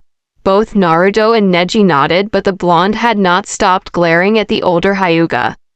Soon the two were brought back upstairs but kept separated with teams 8 and 10 between them.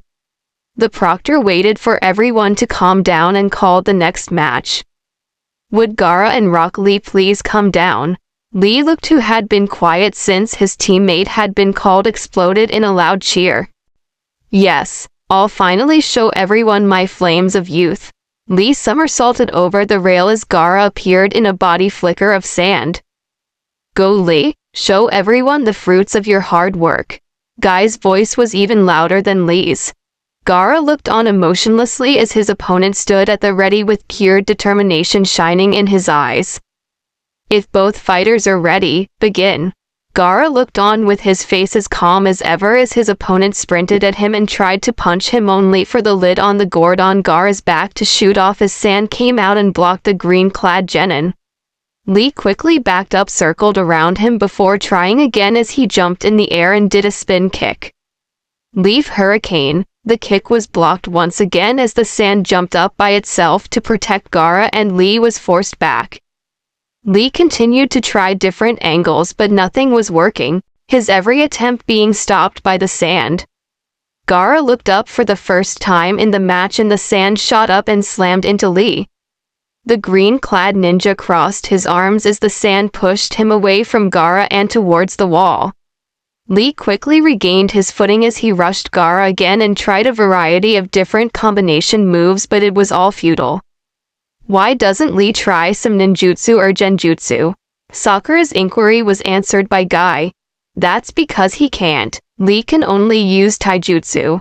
Sakura looked perplexed. You see, Lee was born with chakra coils too small to properly channel chakra for anything other than taijutsu. Lee is not talented at all, but it was through his pure work ethic that he has reached this level. Lee's dream is to become a great ninja despite his inability to use gen or ninjutsu. Sakura was about to question Guy once more but was stopped by the man's shout. Take them off, Lee. You have my permission. Guy posed with teeth sparkling as he gave Lee a thumbs up. Lee, who was dodging sand, let loose a million-watt smile as he jumped from the floor to the top of the statue. Are you sure, Guy-sensei? Yes, go. It's time to show your blazing flames of youth. Of course, Guy-sensei. Lee pulled up his leg warmers to show ankle weights. Lee unstrapped the weights and held them at his sides. Please, as if some measly weights will do anything against Gaara. Naruto heard the sand kunoichi speak to her makeup-wearing teammate, who nodded along. His attention was brought back to his own team sensei. A bit antiquated, don't you think, Guy? Kakashi questioned Guy, who said nothing, his sole focus on his student down below. Lee let go of the weights, and as they hit the ground they made huge impact craters. All around yells of disbelief rang out. Naruto's own eyes widened with awe and respect as he watched Lee blur away. He's so fast, I can barely see him moving down there, thought Naruto. Lee appeared beside Gaara and aimed a punch his face. The sand reacted just in time, but Gaara himself didn't seem to notice Lee at all. Lee then circled around and delivered a kick to Gaara's midsection, and once again the sand just barely made it. Lee stepped back and jumped before delivering a double axe kick.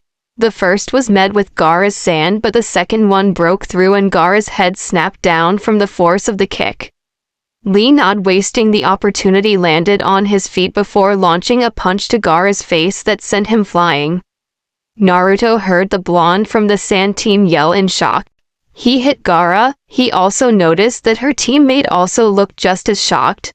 Go Lee! Guy's cheering was easily the loudest anyone had cheered during the preliminaries. Gaara stood back up. His face had cracks running all over where Lee had hit. Pieces of his face fell to the ground, and it was shown that he was wearing sand armor. Gaara's face contorted into an absolutely bloodthirsty grin as his killing intent skyrocketed. Yes, you are worthy. By killing you I shall prove my existence. Gaara raised his hands and the sand followed his movement. The sand started moving faster than any previous time it had moved before. Naruto narrowed his eyes as Lee jumped back to avoid the sand. What a troublesome opponent. Lee continued dodging before blurring forward and once again punching his way through Gaara's automatic defense. Lee then dropped low and kicked Gaara up with all his might, and Gaara flew up. Lee followed Gaara and delivered more and more kicks, pushing him higher and higher. Naruto saw Lee wince, and as he closed his eyes he noticed Gaara had taken the opening to substitute himself with a sand clone. That's not good. Naruto thought grimly. As Lee reached his apex he wrapped his bandages around the clone and started spinning them as they started falling headfirst. Primary Lotus. Lee jumped away just before they hit the ground and the sand lone cratered the ground. Yes, he got him. Sakura cheered and most of the genin and Guy celebrated. No, he didn't. Sakura looked at Naruto in disbelief as Guy took a closer look to the combatants as his face fell. Yes, he did, screamed Sakura. Naruto's right, Sakura. Gaara substituted himself when Lee closed his eyes because of the pain. I'm surprised you caught that, Naruto. Naruto ignored Kakashi's backhanded compliment as he never looked away from the fight below. Lee looked worn out and he had a face of grim realization as he saw his Gaara break apart into sand. He was suddenly being thrown around by Gaara's sand. He was barely able to block and he withstood the punishment as best as possible. It was 5 minutes of torture as Lee took hit after hit before Lee started dodging again. Naruto heard Kakashi speak to Guy in a worried tone. Guy, you didn't. He turned to look at the Jonin and saw Guy had a face of determination. I did. How many gates can he open, Guy? Questioned Kakashi. Lee can open 5 gates. Kakashi's eye widened. Guy, how could you teach that technique to a genin? Naruto was very annoyed at Kakashi. He understood perfectly why Guy taught Lee. It was to help him achieve his dream. Naruto himself never received any acknowledgement or support for his dream. The only 2 people who had never made fun of him were Iruka-sensei and Old Man Hokage himself. He wanted to prove them right. It was completely irresponsible of Yuta. Naruto had finally had enough. Shut your mouth, Kakashi. Jonin and genin alike looked at the blonde in shock. Who the hell do you think you are blaming, Guy, for helping his student try and reach his dream? That's what a good sensei is supposed to do. Naruto was glaring at his team sensei. Kakashi looked flabbergasted at his blonde student's sudden outburst, and before he could respond, everyone's attention was brought back to the fight. Gate of Life, open. Lee's body exploded in chakra as his skin turned a pinkish hue and his hair started to raise. Gate of Pain, open. Lee moved faster than Naruto could follow and Gaara was sent flying up onto the air, his sand unable to keep up as Lee kept batting Gaara around the room. This is crazy. I can't even see them move. Ino's shout was met with dumbfounded stares of her fellow rookies who couldn't follow the action. Lee kicked Gaara high into the air and wrapped his bandages around his waist. As he hits him down, Lee screams again. Gate of Limit, open. Lee jerked his hand up and Gaara was pulled up to Lee, who had his hand cocked back. This is it. Hidden Lotus. Lee hit Gaara so hard it caused a giant shockwave and Gaara's body slammed so hard into the ground it left a giant crater and a dust cloud formed on the floor below.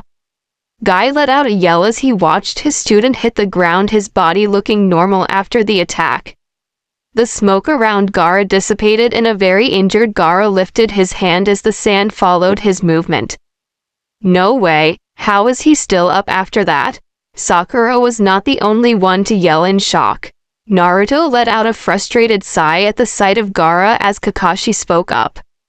Gaara shifted the gourd on his back into sand before he hit the ground. No one said anything after that. I barely sighed when it happened. Gaara's monstrously strong, thought Naruto. Gaara watched his opponent stand on shaky legs as his sand wrapped around his right arm and leg. Mother wants your blood. Gaara clenched his fist and crunching could be heard as Lee's appendages exploded in a shower of blood. He fell to the ground unconscious.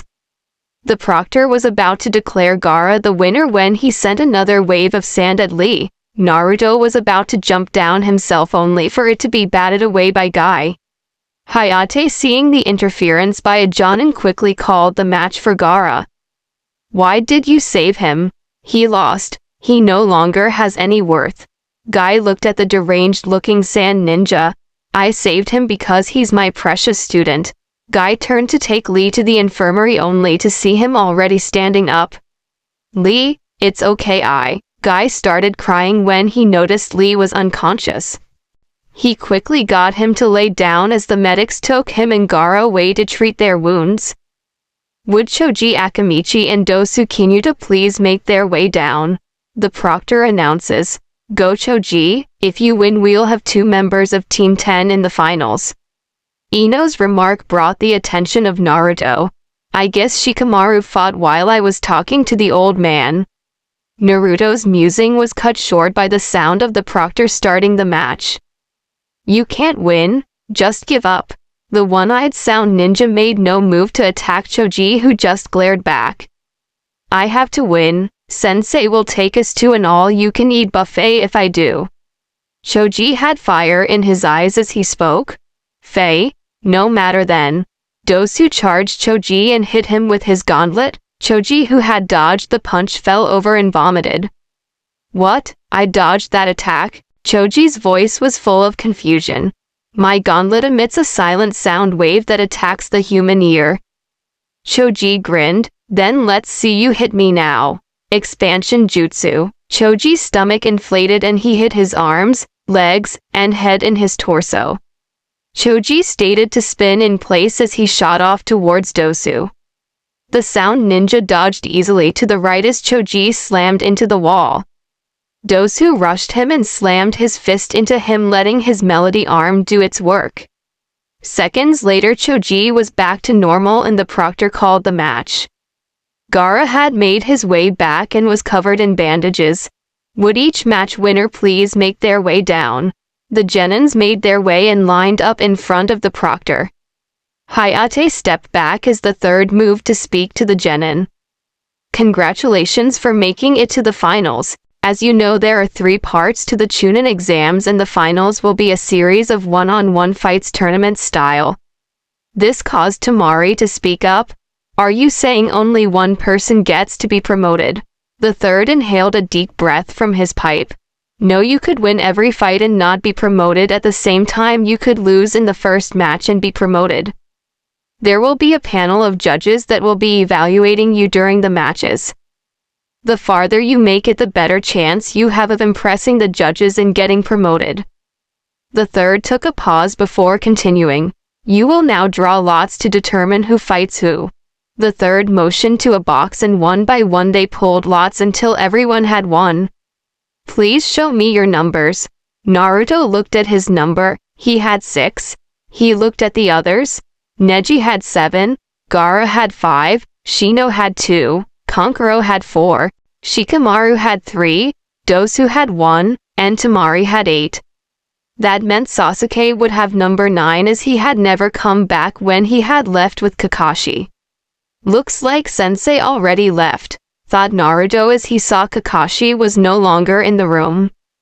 The matches will be Dosu vs Shino, Shikamaru vs Kankuro, Gaara vs Naruto, Neji vs Temari. The winner of the final fight will go against Sasuke to see who moves on to the next round. The third statement made both Temari and Neji look angry as they had to potentially fight one more opponent to reach the first round.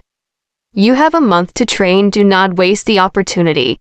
The third left and soon the Anbu led them all out of the forest and in 2 hours everyone made it out and went their own way. Ino ran towards Naruto who was already leaving. Hey, Naruto, don't you remember? You promised to tell me what happened. Naruto cursed inwardly as he was already tired and just wanted to go home and rest. Fine. Ino looked happy. But not here? Ino's face dropped. If not here, then where? Her voice was irritated. My house. Ino's face was red, though Naruto couldn't tell if it was because of anger or embarrassment. There's no way I'm going to your house. Naruto looked calmly at Ino. Then I guess you don't want to know what happened. Ino bit her lip and sighed. Fine, but no funny business, Naruto. Naruto rolled his eyes and made his way to his favorite food stand with Ino on his heels. Ino noticed how some of the villagers would glare at Naruto behind his back. Wait, what are we doing here? I haven't eaten a decent meal in a week and I'm taking some home. I don't feel like cooking tonight. Naruto's response completely floored Ino. You can cook. Naruto stopped and looked at his fellow blonde. Ino, I've been living by myself since I was 6. Of course I know how to cook. Ino stopped walking for a second before following the other blonde. Do you want something, Ino? Ino snapped out of her thoughts and she noticed they had made it to their destination. Ino stopped her instant refusal. She, like Naruto, hadn't eaten in a week, so she said yes before remembering she didn't have any money. Naruto just shook his head. Don't worry about it, I got it covered. I'll be back soon. Naruto walked into the stand and soon came out with 2 containers. It took another 20 minutes of walking before making it to Naruto's apartment.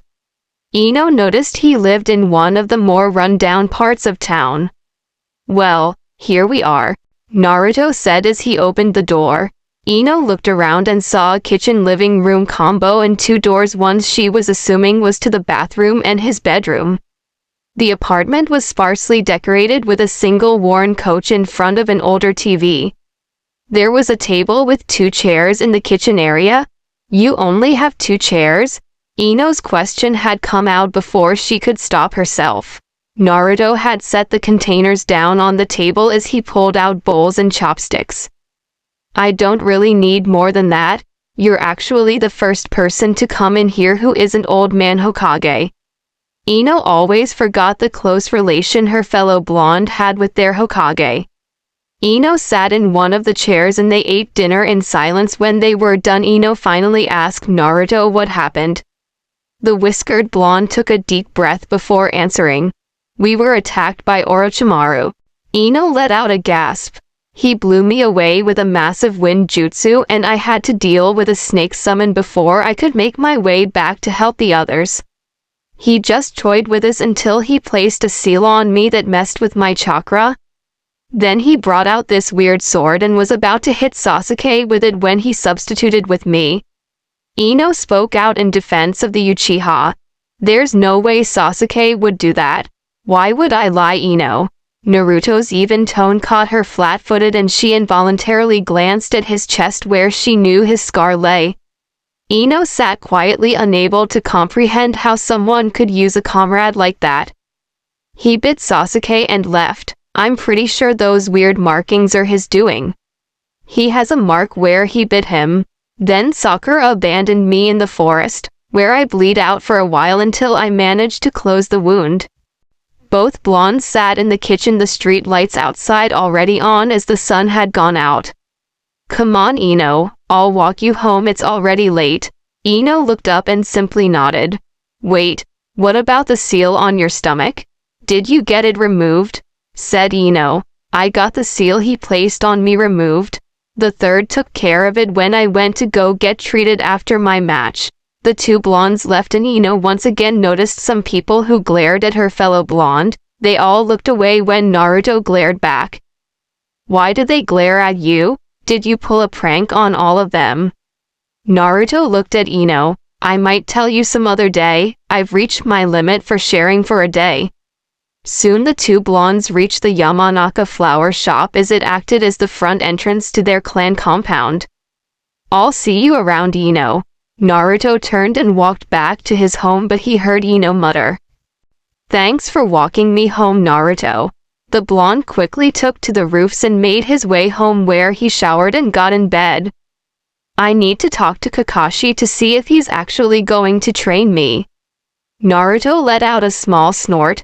Probably not. I need to go to the old man and see if he has anything that could help with my training. I need to work on my jutsu arsenal and my fighting style. The shadow clones will help speed things up. I need to really step up my training to deal with Gaara. He then put a hand on his stomach. I need to get stronger. With that final thought, Naruto went to sleep. Naruto woke up early in the morning and began his early morning rituals. Once he was finished, he made two clones, one to go look for Kakashi and the other to go buy supplies he was short on in his home. He told his clone to check the hospital where Sasuke would be staying, as that was the best bet to find his team sensei. Naruto started making his way to the Hokage Tower to see if the old man could help him with something specific. He took his time admiring the early machinations of the village. He ended up walking by an orphanage and saw the kids playing in the jungle gym nearby. He felt a pang of sympathy and decided he could spare some time to play with some of the kids who looked downtrodden. It's not like the Hokage is going anywhere. The air in the hospital was stale. Man, boss is so lucky he doesn't have to be here. The clone of Naruto had been waiting for half an hour. He had seen his teammate come by looking like she had been crying with a bouquet of flowers. She had not acknowledged him and he was fine with that too. It was then that he had seen Kakashi walk in, his famous orange book in hand. Hello, Naruto, here to see Sasuke. Kakashi's tone was almost lazy. No, I came here for you. I was wonder. Naruto was cut off by Kakashi. I know what you're going to ask, Naruto, and I am sorry. I'm already planning on training Sasuke for the month. I don't have time to help you too. Kakashi looked up from his book. Honestly, you should forfeit the match, Naruto. Gaara could kill you and I don't think you're ready yet. Yeah, boss, figured you would say that. Kakashi looked startled as his student popped. Naruto had just was making his way up to the Hokage's office when the memory of his clones hit him. The blonde just sighed sadly as he felt a pang in his chest. He was expecting Kakashi to blow him off for Sasuke. He had not expected him to tell him to give up. That stung. He had already talked to the receptionist and after a 5-minute wait, he was called in. Hello, Naruto, how are you? The third's voice was always calming to Naruto. It was the one constant he had in his life. I'm doing okay, but I need your help, old man. The third simply nodded, signifying the blonde should continue. Can you help me learn the 5-element seal counter? The seal completely messed up my chakra. I need to be able to remove it if I ever get hit by it again. The third took a moment to study the blonde before he nodded. The easiest way to learn the counter is to learn the technique. The third reached down into his drawer and pulled out a book about the same size as Kakashi's makeout tactics. This is a book on beginner-level Fuinjutsu. If you can read this book and master the basics in here, I can help you learn the 5-element sealing technique. The third handed the book to Naruto, who glanced at the title, Fuinjutsu for Dummies by Tobarama Senju, before he skimmed it. From what he could see, it was a lot of theory and penmanship practice along with explaining how symbols interact with each other. "Thanks, old man," Naruto said with a smile. "So do you have a training schedule for the month yet?" The third questioned the blonde. Naruto let out a frown. "Yeah, I'm going to hit the archives and see if I can learn some more jutsus. While my clones work on them and more chakra control, I'm going to be working on my speed." The third let out a small smile. "It sounds like Kakashi is taking full advantage of your shadow clones to train you." Naruto shook his head. "No, Kakashi isn't training me this month, he's too busy with Sasuke." The third also frowned, before inhaling with his pipe. "Naruto, do you know your nature affinity?" The third sighed when he saw the blonde look at him in pure confusion. "Naruto, nature affinities determine what elemental jutsu you are most suited to." "Does that mean if I have a fire affinity I can't learn any other jutsu other than fire style?" The third smiled at Naruto, remembering his days as a sensei. "No, it just means fire style will be the easiest for you to learn." "What nature element were you planning on learning?" Naruto looked at the third with determination blazing in his eyes. "All of them." The third Hokage choked as he inhaled too quickly on his pipe. "Are you sure about that, my boy? Mastering all the elements is incredibly difficult." Naruto looked out the window to the village below before answering. "I know, but the man I respect the most did it and I want to follow in his footsteps." The third looked confused. The fourth wasn't known for using all the elements. Naruto looked back towards the third. "I know, but you are." The third looked confused, contemplating the young blonde's answer. "I thought the fourth was your favorite Hokage." Naruto looked down before speaking in a quiet voice. "He's my favorite hero. He was always a fictional character in my mind, a perfect image to strive for." Naruto paused and the third kept his entire focus on the blonde. "I grew up hearing stories of him, but all those mean nothing to the impact you've had. I've always looked up to you. You gave me hope when things were at their darkest. I could always count on you to be there for me even though you're so busy with the village. I want to be Hokage not to acknowledge but because I want to be what you are to me and so many other people. I want to be the pillar people depend on when they can't go on anymore. I don't know when I lost myself or my goal, but I need to get stronger to protect you and this village you've sacrificed so much for." Naruto had turned away from the third during his speech and he missed the single tear that ran down his cheek. The third cleared his eyes and went over to the blonde to give him a hug. The two stayed like that for a moment before the third moved back to his chair.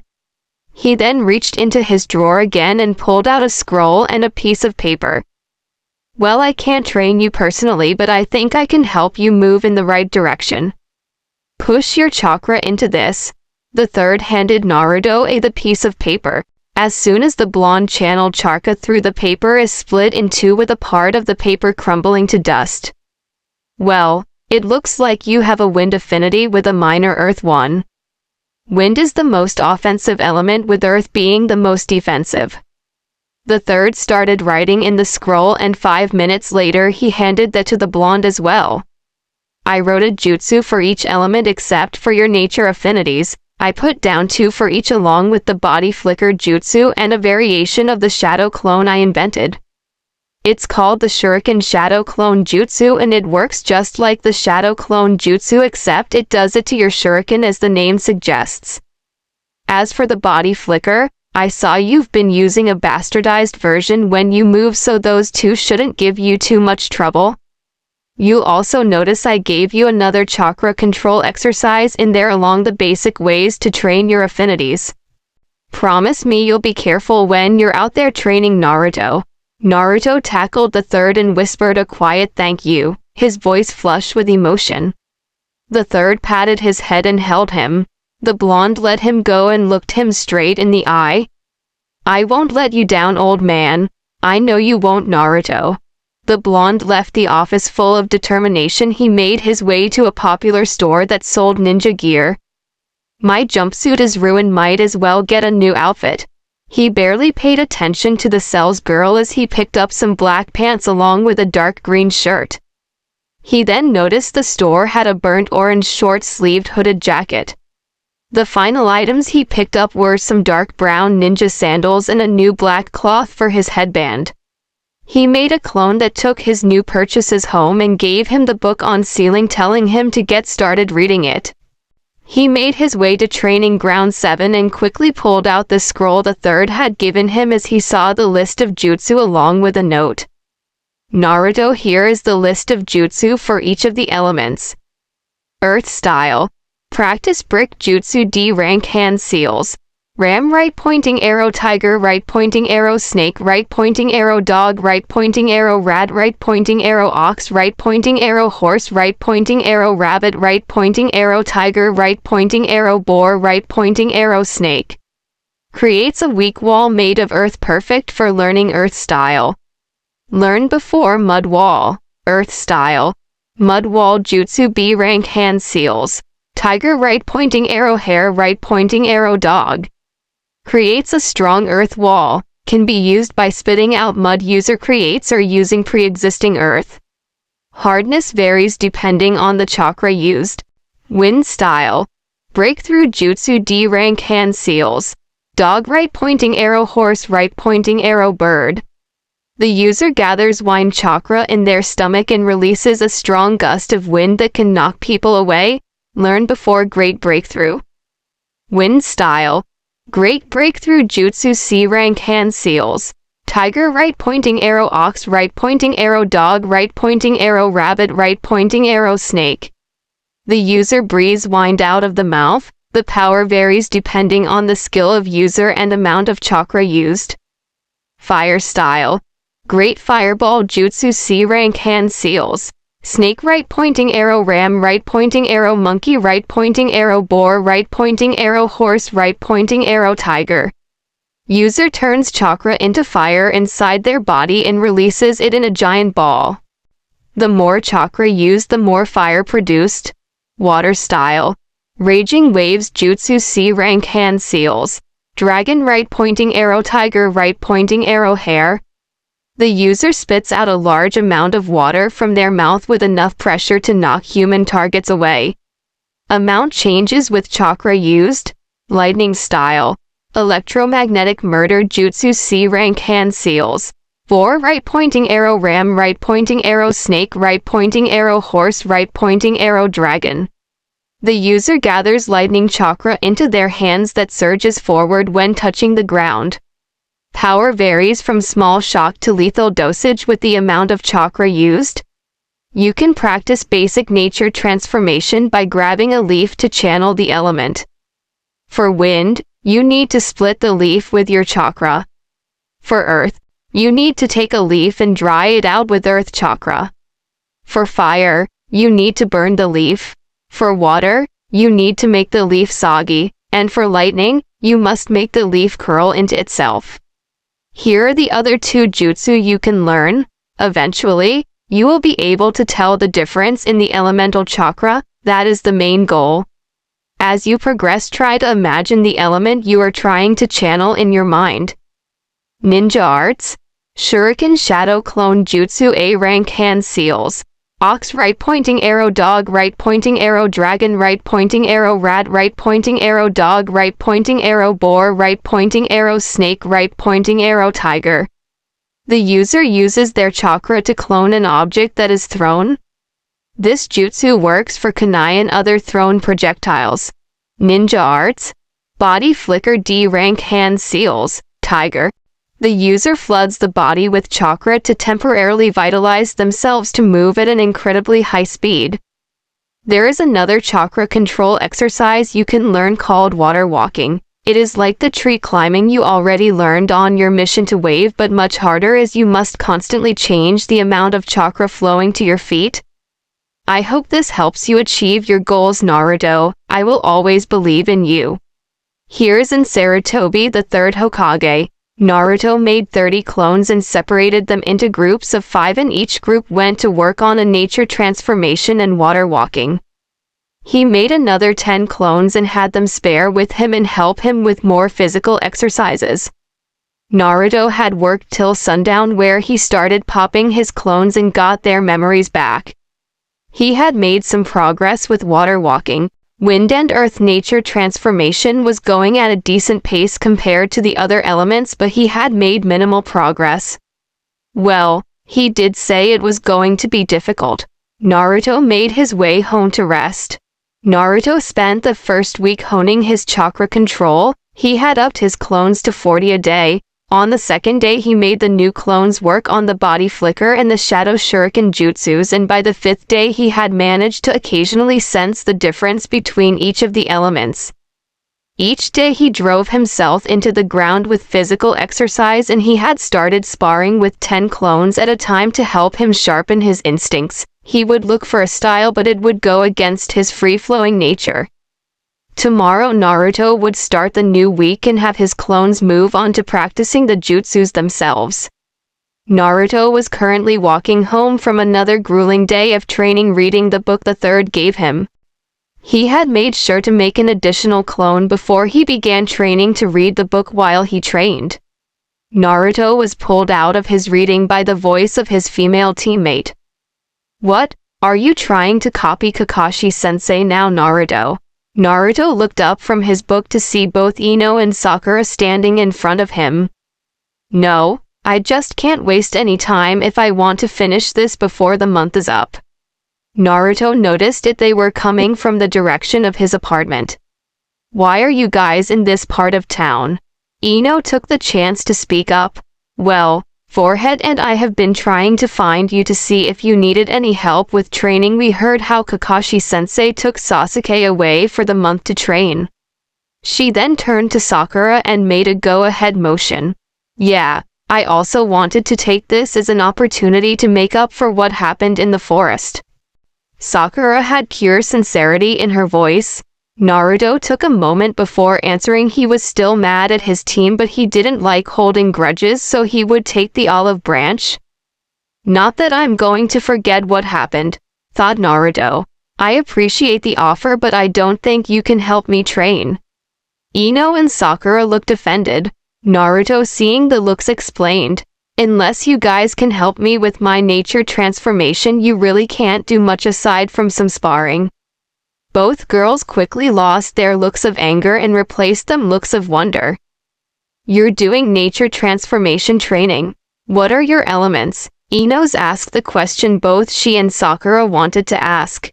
"Ino, I'm not going to tell you. If Shikamaru wins his match, he's going to be my opponent in the next round." Naruto's answer brought Ino down before she nodded reluctantly. Sakura looked at the book with interest. "Well, maybe we can help you with whatever it is you're reading." Sakura's suggestion was then met with an irate Ino. "Wait a moment, you're not reading anything like what Kakashi reads, are you, Naruto?" Sakura blushed a deep crimson as her earlier words came back to her. Naruto sighed to himself as he showed the book to the girls, trying to avoid the explosion of anger that was Ino and Sakura. "No, it's a book on Fuinjutsu. I'm trying to learn the technique that he used on me, so if I ever get hit with it again, I can remove it myself." Sakura looked at the book and whistled at how complex it is. "This is really complex. How can you understand it?" Sakura backpedaled. "That came out wrong." Naruto shrugged. "I don't know. Most of it just kinda clicks for me. It's kinda like building a puzzle." Naruto, seeing he was already late, decided to head home. "Anyway, I need to head home. I'll see you guys later." With a speedy goodbye, the trio made their way home.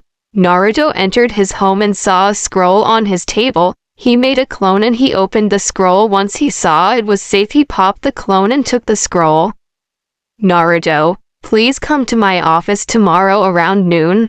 I have a person who wants to meet you. Here's in Sarutobi, the third Hokage.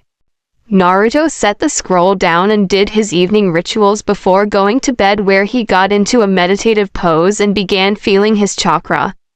Naruto found himself in a familiar sewer. So you've come back. Naruto looked at the massive nine-tailed fox that was sealed in his stomach. I wanted to speak with you. I wanted to thank you for your advice when we last met. The fox looked at his container. Don't bother, I simply couldn't allow you to make such a fool of yourself out there. Naruto sat down and stared at the fox. I never introduced myself. I'm Naruto Uzumaki. Nice to meet you. Naruto smiled at the big fox, who exhaled and blew the blonde onto his back. You've already proven yourself far more polite than many of your kind. Now be gone. You've picked up an annoying habit of interrupting my sleep. Naruto nodded and found himself back in his room.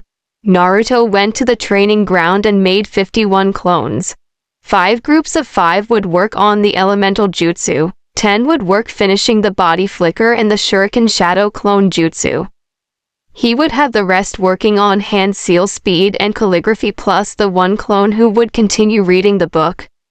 It was nearing noon when Naruto stopped his own workout and he started making his way to the Hokage's office. He went in and saw the third sitting in his chair while a white-haired ninja stood behind him. Hello Naruto, the third was cut off as the white-haired man jumped forward and exploded into smoke. When the smoke cleared, he was standing on a big toad. I am known all throughout the land. Ladies wish to be with me while men curse my name in envy. I am the legendary sage of Mount Myoboku, the great toad sage Jiraiya. Naruto stared at the old man for a solid 20 seconds before looking at the third. Sue, why did you want to talk to me? Jiraiya face faulted before jumping back to his feet. Jiraiya and I were discussing the Chunin exams and you were brought up. He has offered to train you for the rest of the month. The third turned to Jiraiya, who nodded. That's right, be amazed at my great generosity. Naruto looked at the strange man. What are you going to teach me? Jiraiya looked at the blonde with a serious face. Have you ever felt like you had another cha? Naruto knew where he was going and interrupted him with an annoyed face. I know about the 9 tails.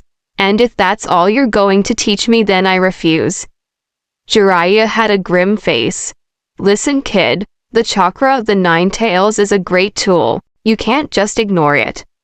Naruto scowled. I won't, but the 9 tails chakra is just that, a tool. No matter how powerful it is, if I'm not strong enough on my own, then it's useless. Jiraiya was about to respond but was stopped by the third. He's right Jiraiya, if you plan on only training him on using the fox's chakra, then he's better off following his own training schedule. Jiraiya let out a sigh before nodding, then he looked up with an energetic aura.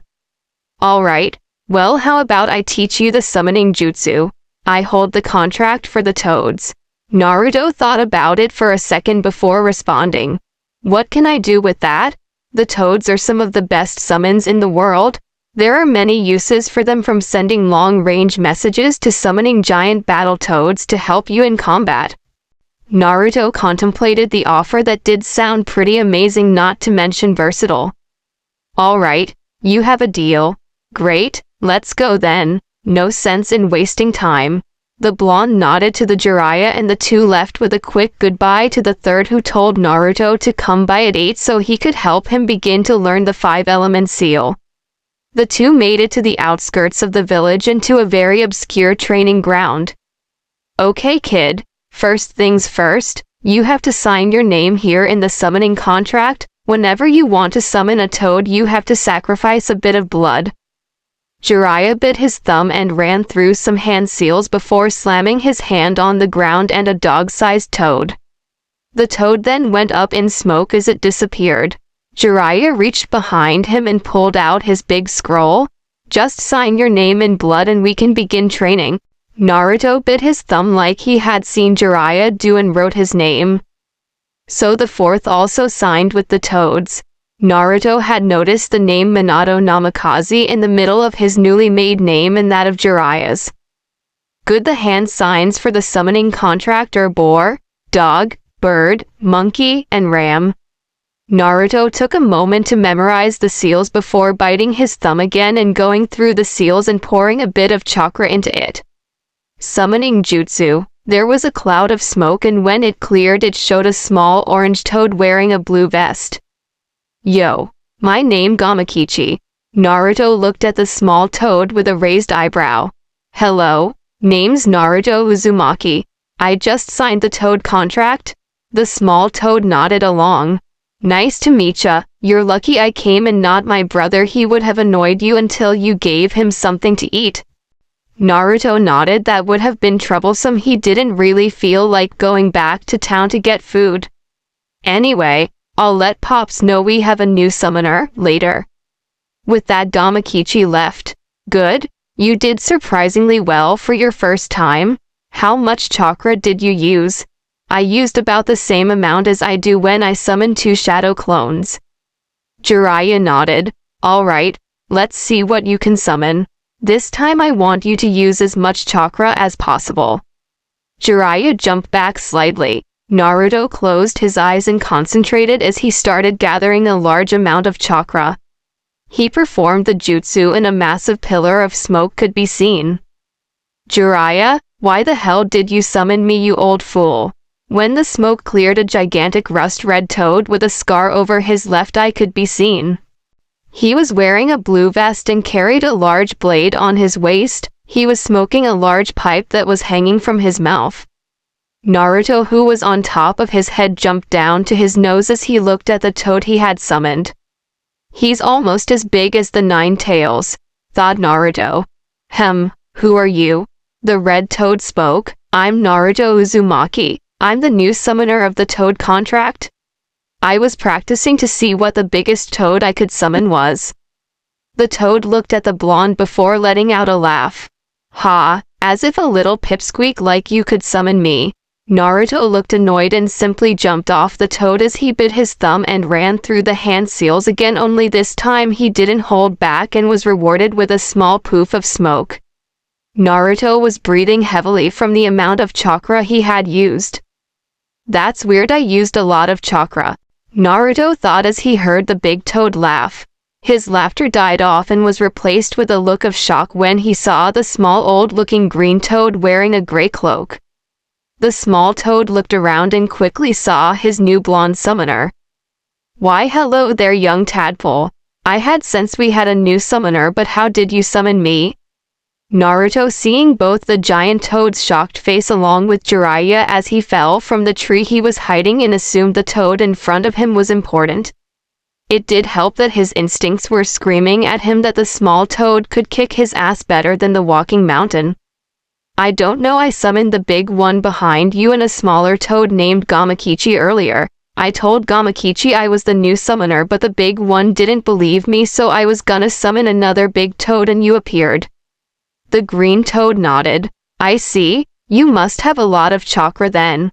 Naruto nodded. He was often told how much chakra he had and how much he wasted. He had been using every trick he knew, old and new, to help him perfect his control. Yes, I have been told I have one of the biggest chakra pools in the village. Well, my name is Fukasaku, but most people call me Pa, and I am one of the 2 great toad sages of Mount Myoboku. The other being my wife Shima. The big one behind me is Gamabunta, the current head of the Toad clan. When you gain a bit more experience with fighting alongside us, summon me again. There is much I could teach you. Fukasaku turned to Gamabunta. And you, Bunta boy, don't be so impolite. I can't believe you haven't even introduced yourself yet. The now named Gamabunta nodded before offering a small apology. We'll be seeing you, tadpole. Don't hesitate to call on us if you ever need help. With his parting words, both toads left. It was a very quiet Jiraiya that was left with Naruto. I can't believe you managed to summon Pa. Naruto just shook his head, and the 2 spent the rest of the day by summoning various other toads and how they could be used in combat. Jiraiya also demonstrated how they could do collaboration jutsu with them. The blonde spent the next 2 weeks working on his other jutsu along with his chakra control and his hand seal speed. Every other day he would go to the third and practice the 5-element seal. Naruto spent the last week training to see how to best use his newly acquired arsenal in a fight and working with certain toads on combination jutsus. He also spent time polishing everything he knew had learned. He had also discovered on complete accident that if he flooded his arm with earth chakra it would turn black and he could easily punch through trees. Naruto had made some pretty devastating attacks when combining certain jutsus together. It got worse when he added the toads and their ability to use water-style jutsu along with being able to spit out oil. The day of the finals, Naruto put on his new gear. The dark green shirt matched well with his burnt orange hoodie that he kept unzipped.